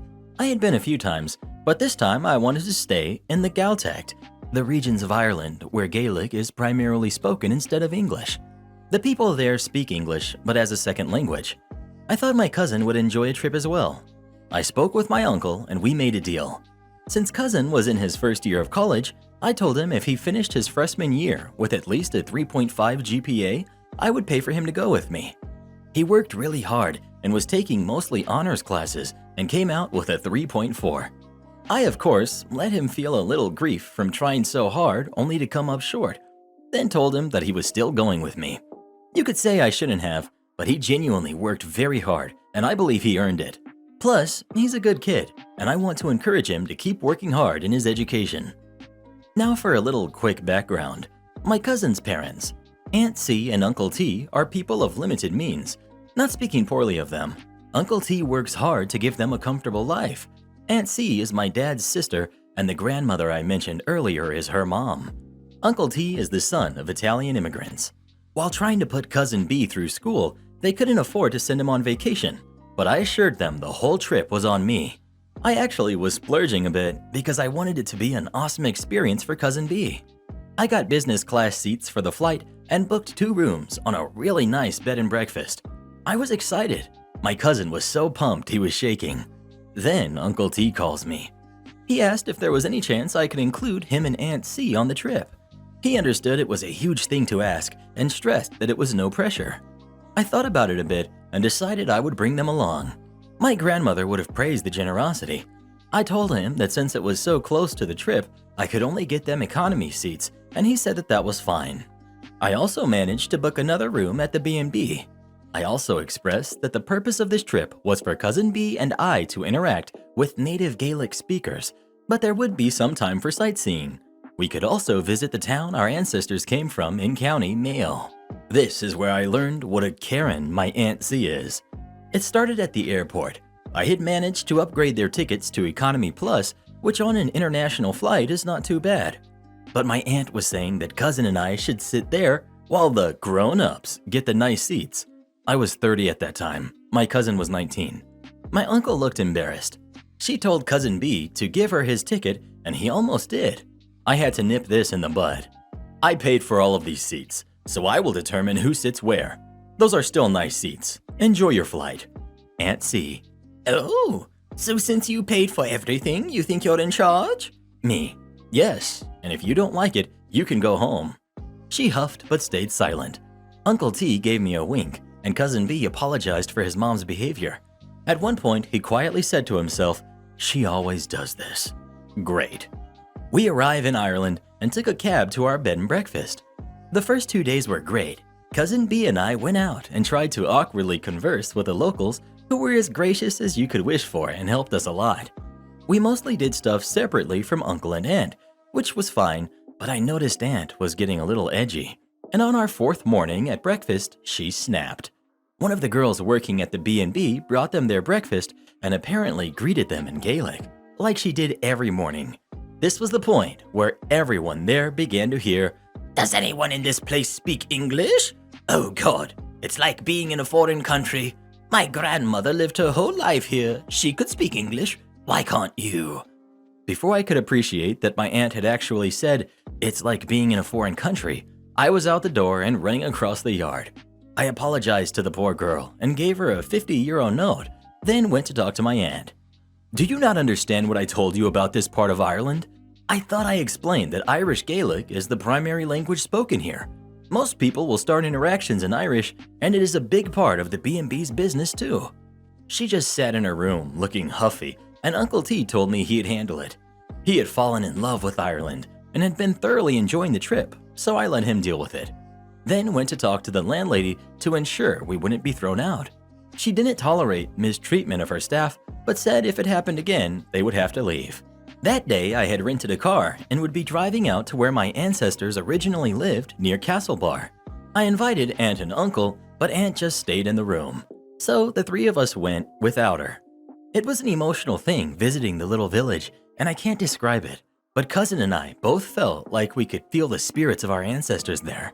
I know it's corny, but it was powerful. We found the graves of some of them as well. Uncle was mostly silent and respectfully let us experience it. Later, he told us about his parents leaving Italy. Rest of the trip was pretty quiet, but Aunt C never left the room or spoke to anyone there. Although she did charge a pretty expensive lunch to the room, my card, through a local high-class restaurant.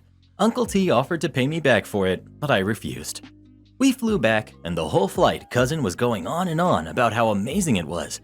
It was clear that he had found a new love for international travel. So I told him if he keeps his grades up, maybe we could go next summer. It became a regular trip for us, but never again brought the parents, except for his final year. I was not going to have the time off to go, but thought I would mix it up. For a graduation gift, I sent him and Uncle T to Italy to see where that part of his family was from. I intentionally left out Aunt C, and she was upset about it, but never got back to me, though I heard she was deeply insulted. If anyone is wondering if I had other cousins, aunts, or uncles who were jealous, the answer is yes. My dad has 6 siblings, and all of them have kids in a wide spectrum of ages. When asked why I never brought any of them, I said it was because Cousin B was the only one to show any serious interest in our heritage and the language. While granted, most of our trips involved failing to converse with people, then saying, "Oh well," and heading to the pub, it was still a fun challenge for us. However, if any other cousins wanted to show a serious interest in the language, they would be welcome. None did. My sister's kids destroyed my apartment. I finally gave her a piece of my mind. I, 23 female, live on my own. I'm single and never plan on getting married or having any kids. My sister, Rose, who's 29, is married and has 2 kids, twins, Ava and Zoe, who are 8. I'll be the first to say that her kids are brats. They're nothing but spoiled and expect everyone to drop everything to help them. Rose and her husband, James, have no self-control, and when their kids throw a tantrum, they'll immediately be given whatever it is they want. To see 2 8-year-olds boss around their parents is nothing but sad and pathetic.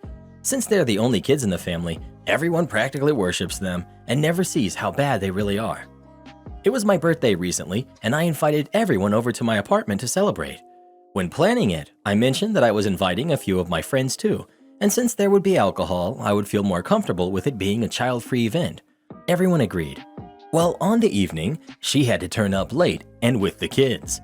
I told her to leave and come back when she found someone to look after them, but James and my parents both told me I was being too serious and that it was a party for all of us to enjoy. They didn't even care that it was my birthday or my apartment or my rules. In the 30 minutes Ava and Zoe were there, they smashed a plate, put their handprints all over my glass windows, got hurt after they opened the oven after I explicitly told them not to, and they threw a tantrum because I didn't have pretzels and refused to leave my own party to walk to the shops and buy some. The final straw was when they picked up a glass of wine somebody had left on the counter and they took it into my room, where they promptly spilt red wine all over my white sheets. I pulled James and Rose into my room and told them they need to leave right now before I made them pay for all of the damages. Rose told me that they were just kids and didn't mean to. I told her it was her fault for the way her kids turned out and that she raised them to be spoiled brats. She called me a selfish jerk before grabbing her kids and they all walked out. I haven't spoken to her or James since then, and while my parents think she shouldn't have said that, they told me it's still my fault for not planning a party that accommodated for her kids. I don't think I should have to change my own lifestyle to support her own choices, and I think I'm the one who's owed money for the damages and an apology. So, am I the jerk? Not the jerk. They're just kids. Yeah, kids you haven't taught to behave and respect other people's property, and I want them around about as much as a dog who's not housebroken. Not the jerk, but make them pay for the damage anyway. It sounds like they're not just the kids, but the parents that need consequences, or they'll never learn. Am I the jerk for telling my sister that she should have gone to college if she wanted a life like mine? Hello everyone, please excuse my grammar. English is my 4th language and 100% self-taught. My sister and I are twins. We're both 33. We come from a culture where arranged marriages are an option. We're not in India though. Mostly they are blind dates set by a matchmaker, and if you are compatible, you get married. When we both graduated high school, my sister, who was valedictorian by the way, chose not to attend college. She asked for an arranged marriage since all she really wanted was to be a wife and a mother. Nothing wrong with that. My parents, who are a love match, tried to convince her to at least get her bachelor's, but she refused. I, on the other hand, started attending an engineering college, computer engineering. A year later, she married a man that she met through the matchmaker. He is a very nice man, a teacher, and he treats my sister like a queen. The thing is, he was just a freshly hired teacher.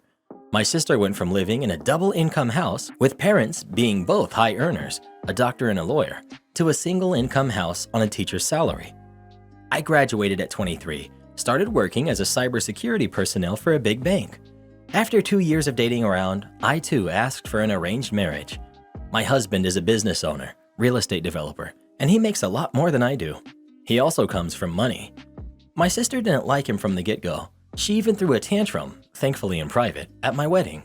Apparently, the bride gifts he bought were tacky, more like very expensive, more than what her husband could get her.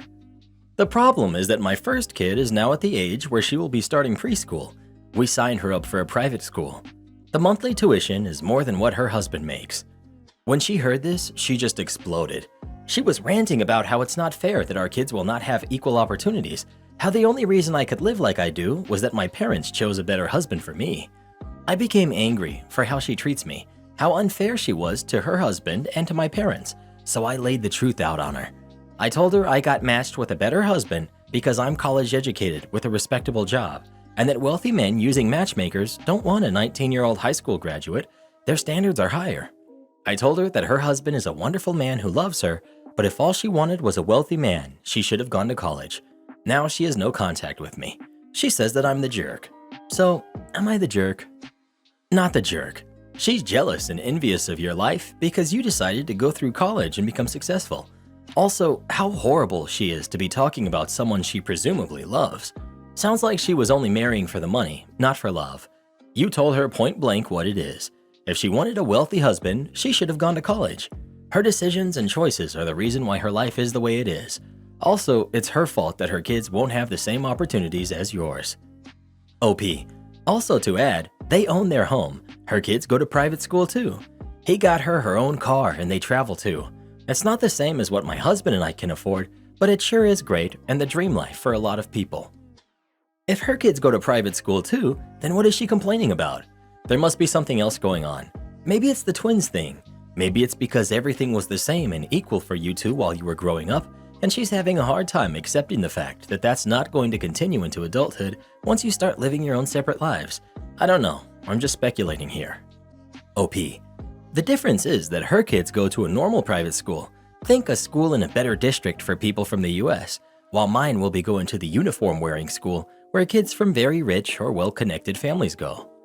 Not the jerk. She's so jelly, you could call her Smuckers. Everyone sucks here.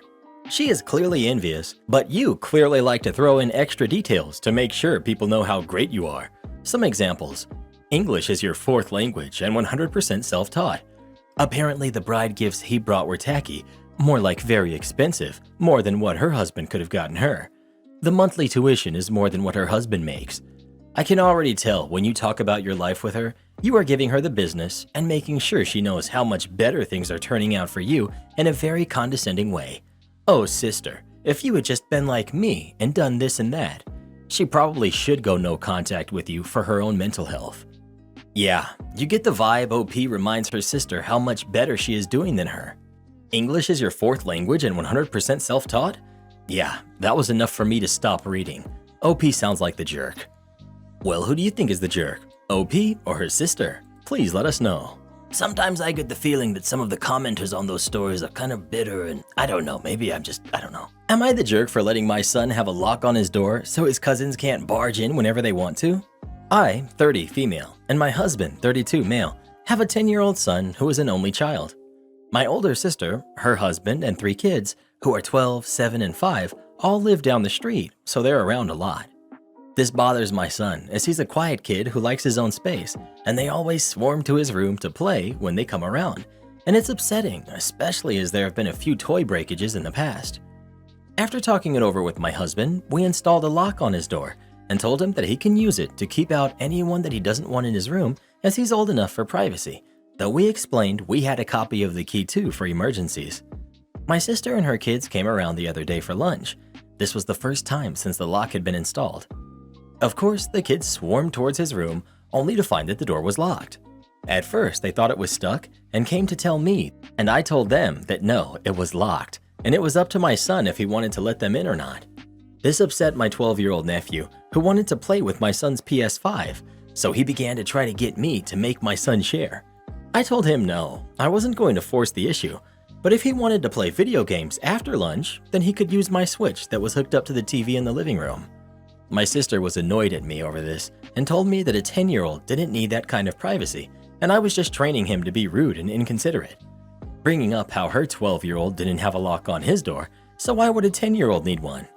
I wasn't going to point out in front of her kids that they were the reason he needed the lock in the first place, so just said that it was something my husband and I felt was appropriate and that our son was ready for it.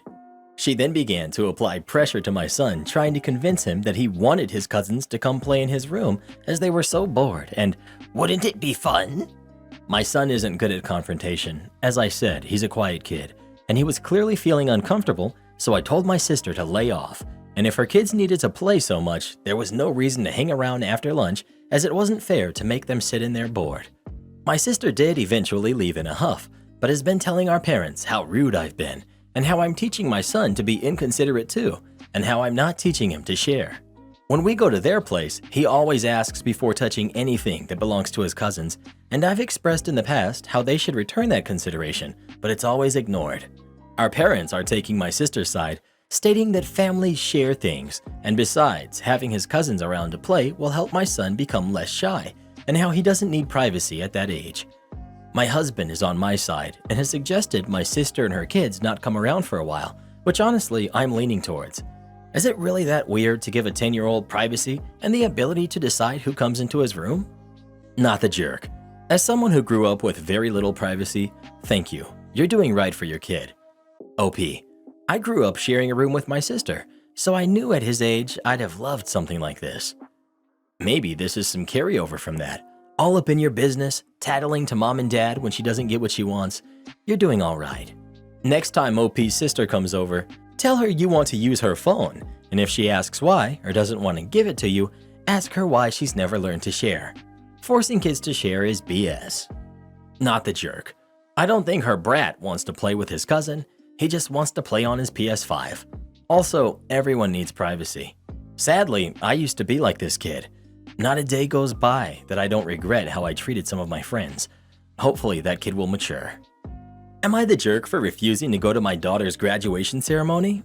I, 40 female, have a daughter, 18 female, who I'll call B. When she was younger, her father, we broke up before she was born, was very involved in her life and was admittedly a dad's girl. But this all changed when she turned 8 and he got married. He barely called and just abandoned her for his new family. This was obviously hard on her and she rebelled a lot, but she went to therapy and seemed good. B has not seen him since she was 12 and he speaks to her maybe 3 times a year maximum. When he calls, she believes he is now back in her life for good, then he ghosts her for the remainder of the year. This being said, B and I have a great relationship. We do everything together. She even refers to me as her best friend, so I'd say we have a good relationship. Recently was her graduation and I was excited. But then she came to me a week before and told me she's going to invite her dad and his son. And because her dad doesn't want to see me, I can't be there. B told me that this was the only way he was going to go. I angrily told her that I felt betrayed and won't forgive her for this. She just told me I have been there for many of her milestones and she wants her father to experience some too. Things got heated and we argued. The night before her graduation, I pleaded with her, but she ignored me when I spoke and only said, "I'm sorry, but I'm not changing my mind." I left and cried until my sister offered to take me out during the graduation to take my mind off of it, and I agreed. I woke up the next morning to my daughter bawling her eyes out. I looked at the time and realized that the ceremony starts in 5 minutes. I asked B why she hasn't left yet. B then tells me her father ditched her and isn't answering anymore. I hug her and tell her to make the most of her graduation. She looked shocked and asks if I'm not going to the ceremony now that her father isn't anymore, and how it'll be embarrassing to be the only one there without parents. I told her I'm sorry, that I already had plans. She then screamed and called me a bad mom. I apologized once again and got ready to go meet my sister. I chose not to go because I felt betrayed and wanted to teach her that actions have consequences, even if it broke me that I didn't go. Since B returned, she hasn't spoken a word to me, and she looks depressed and like she's been crying for ages. I'm starting to regret not going. My sister says I did the right thing, but one of the moms at my daughter's school said she was depressed at graduation, and now I feel bad that I ruined what was supposed to be a day to remember because I wanted to teach my daughter a lesson. So, am I the jerk? Update. I don't think I'm a bad mom for this one thing, and I accept the judgments and read everything. To answer your questions, does B go to therapy? Yes. This isn't the first time B has ditched me for her dad. She's been doing it for 10 years. This is the first time I've said no to her after her father abandoned her. I have asked her therapist if B is being manipulated, and she said no based on B and her father's messages, and my daughter is just grasping onto a reality that isn't there. Update. I went to my daughter and apologized for not going to her graduation. I also explained that it's not a nice feeling to be left out, and I feel underappreciated. Also, that it's fine to want her father there for her, but I should too. B told me that she's sorry things ended this way, and that she loves me, gave me a hug, and wanted things to be back to normal, and that she acted like a jerk. I told her, nevertheless, I should have been there, and if I could do this all over again, I would have gone. Honestly, I said this as I thought she now knew her dad can't be trusted, and I felt for her. Then I asked her if she regrets uninviting me in the first place, and surprisingly, she said no. This hurt me, but I figured it was because I didn't go, so it was understandable. But no, she continued saying that it was probably best I didn't go because she would have been more miserable as she would have preferred her dad to be there anyway. Then I got upset. I didn't show it. I told her my feelings were hurt, especially since I've been there for her, and she said that she's always going to want her dad there for her big moments. I asked, even at the expense of me, and knowing he most likely won't show, and she replied, I mean, if I have to make sacrifices, I'm going to have my dad there. I repeated the question as she seemed to be swerving it, but she just shrugged and went on her phone. I told her not to expect everyone to apologize and turn a blind eye when she doesn't value them in the real world. And I also said, knowing how she feels, don't expect another apology from me, and this is the last time I'm doing this. She looked teary-eyed, but I left. I don't know how other parents do this. I know her father is going to keep abandoning her, and honestly, I'm at my limit. And if I didn't know whether I was wrong or not before, I definitely know I was right in not going. I know I'm going to get a lot of backlash saying that I'm bitter and angry. I understand wanting her dad there, but I should be on the same level of importance as him. I'm still going to be there for her when he inevitably ditches her again, but if this behavior carries on to her next graduation or wedding day, I can't say I'll be that apologetic to her. I should have just listened to Not the Jerk. Not the Jerk. You gave her an important lesson about maintaining relationships with the people who are there for you and not blowing them off for the next new thing that comes along. I fully agree. Daughter treated her horrendously. Daughter might now go no contact, but she would be the jerk to do so given how she's treated her mother. And OP, stop apologizing. You didn't do anything wrong. The more you apologize, the more your daughter believes that she was right in her actions. At best, you can say, look, I understand you're hurt and I'm sorry you're upset, but this is a consequence of your actions. A lot of people here are forgetting that OP tried to ask for her daughter to compromise. OP and the dad could have both gone to the graduation, but of course, dad is trying to form a wedge between them, which seems he has probably been doing for years. OP's daughter is very naive and still has yet to understand that her father is the problem, and unfortunately is taking it out on her mother. Crappy situation all around, but sometimes our biggest lessons are learned the hard way. No, I think the father had no interest in going. So father said, I will only go if OP won't be there, assuming there is no chance that OP would honor daughter's wishes and not attend. Then, surprise, OP did as her daughter asked and stepped aside, and father was left having to attend a graduation. Graduations are incredibly boring. Even if you adore the person who's graduating, it's a pretty miserable experience. No way the father wanted to attend. Father was just looking to say, B, I would love to be there, if only your mother wouldn't be there. Too bad. You, as a parent, could have handled this better. You could have just went to support her, despite how she hurt you by pulling that crap with her dad. And this is by no means agreeing with what she did. I firmly believe she was the jerk for that, nor diminishing your hurt feelings. That being said, graduating from high school is a pretty big deal. If I was in the same situation and this happened to my kid, I would have been there for her, because if you love your kid, you stand up for them, despite their misguided and ill-advised intentions to capture the love of an absent parent. Had you done that, it would have the desired effect of her seeing that her dad really ain't crap, to where he can't even pull it together to be there for his kid. Despite him not wanting to see you, he should have been able to suck it up for at least a couple of hours as opposed to attempting to ban you from the ceremony. But he didn't. What he did was way worse. He dashed her hopes and let her down again. That act alone was sufficient enough to rip the blinders right off her. And you went right ahead and compounded the issue. Instead of being the best friend and parent that she says you are, you essentially abandoned her too. That was like a punch to the gut, and she got a hard dose of reality. Like I said before, I am in no way condoning what she did, but what you did could just as easily backfire on you. Not only did her dad ditch her for one of the most important events in her life, but so did her mother, all in an effort to punish her for hurting your feelings. Being a parent means that this happens from time to time. Nobody's perfect, and we all mess up from time to time. If you don't want your feelings hurt, don't have kids, don't get married, etc. If you don't get ahead of this, you will be on the fast track to no contact with your kid. Do you really want that? As soon as she's able, she'll try to get away and stay away from you as fast as she can. You need to apologize and make it right. But seeing as she still lives with you, you also need to make this a teachable moment. Acknowledge that you acted out of hurt and anger. Let her know while you could have handled it better, your feelings were no less valid. Remind her of the fact that you were there for her this whole time when her father would make only cameo appearances.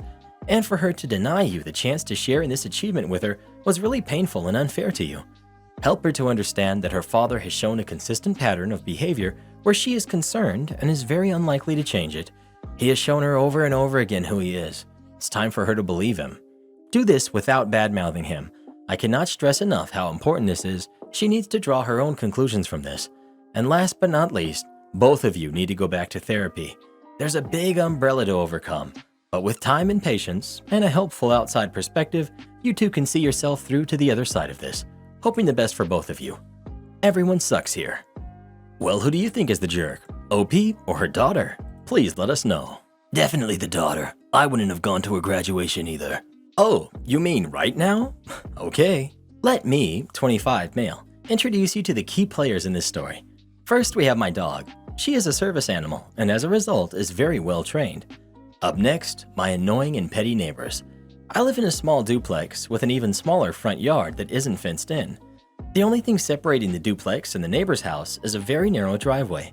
It's important to note that when I refer to the neighbors, I'm not referring to the residents of the connecting unit of the duplex, but the owner of the house a driveway over. My neighbors have a history of annoying behavior. For starters, they are extremely socially awkward. They watch over us like hawks, have never been able to hold a conversation with us despite us being friendly and trying, and are some of the most passive-aggressive people on earth. Maybe it's because we're college age and they have something against the youth, but for whatever the reason, they have it out for us. The neighbors have called our landlord to tell them that we are partying at all hours of the night. The family, with infants, in the connecting unit, the unit that shares a wall with us, have never once complained. When the landlord asked them about these complaints, they always denied it. For reference, aside from me, none of the other residents of the house even drink. I drink on occasion, once every few months, but never at the house, out of respect for the sober people. The neighbors called the city over the course of several months and got one side of the street turned into a no parking zone because we have 4 cars in total, one for each person that lives in our unit, and have to park on the street. This obstructed their view. As a result, they started parking in front of their house on the legal side of the street. One day while we were gone, they moved their truck from the driveway, that has ample parking, to the street to block us from parking there. Their truck didn't move for about 6 months. Anytime my dog goes number 2 in the yard and it sits for more than a few hours, they call the landlord to report it. Because of my disability, I can't always get to it immediately. My landlord understands this and understands how the neighbors are, so she had stopped saying anything aside from laughing with me about how ridiculous and annoying these people are. This is just a short list of my grievances with our neighbors. I could go on, but by now you get the point. Well, yesterday morning, I let my dog out as per usual. I was in my boxers as I had just rolled out of bed. I'm standing in the doorway where my neighbor's house is blocked from my unit. As my dog is sniffing around in our yard, I look down at my phone. A few seconds later, I hear our neighbor, the wife, shout, No, don't do that here. Get out of our yard. Stop that. In a very panicked voice. Turns out, they were all sitting outside. By the time the neighbor had shouted, it was too late to call my dog back over. She was in the process of gifting them a big present. I shout, Hey, I'm sorry about that. I'll come get it. Give me a minute. And I call my dog back inside. Dead silence.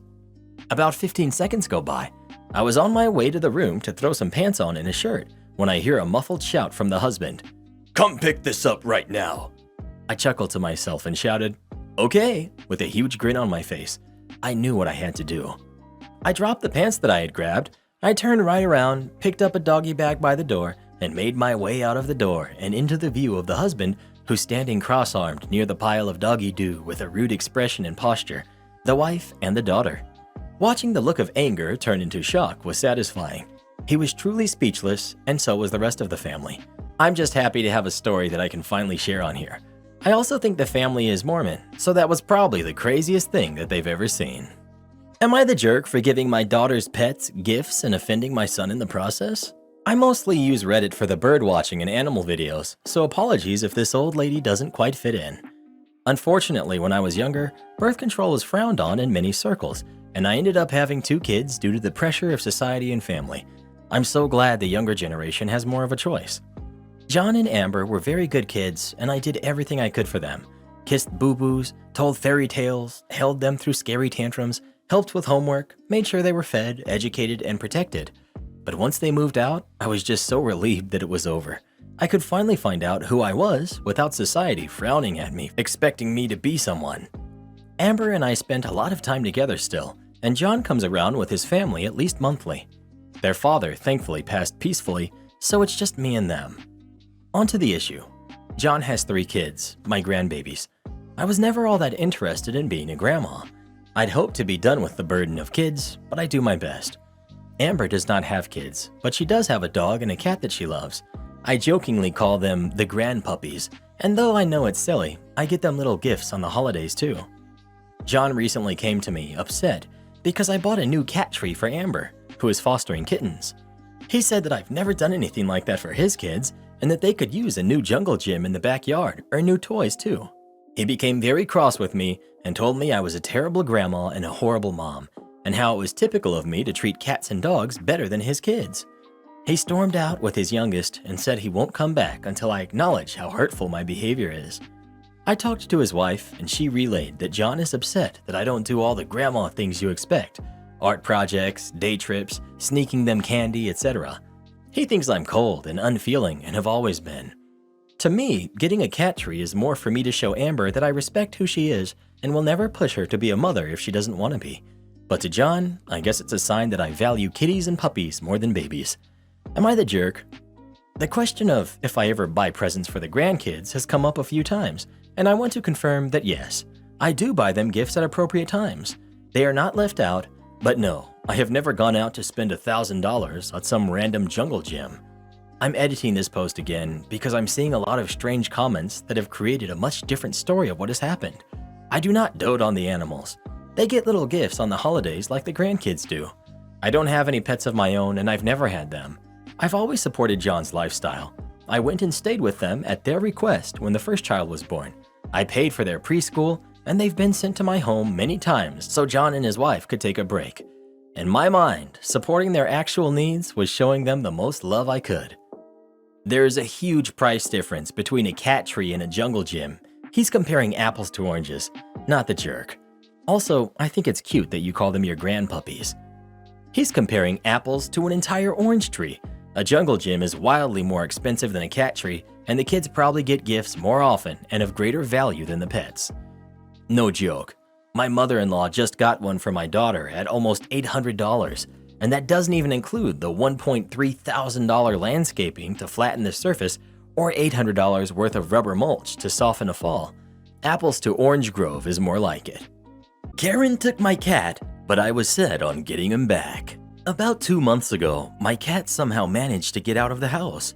I, 25 female, don't usually let my cat outside, save for letting him play in the back garden, which he can't escape due to how it's laid out.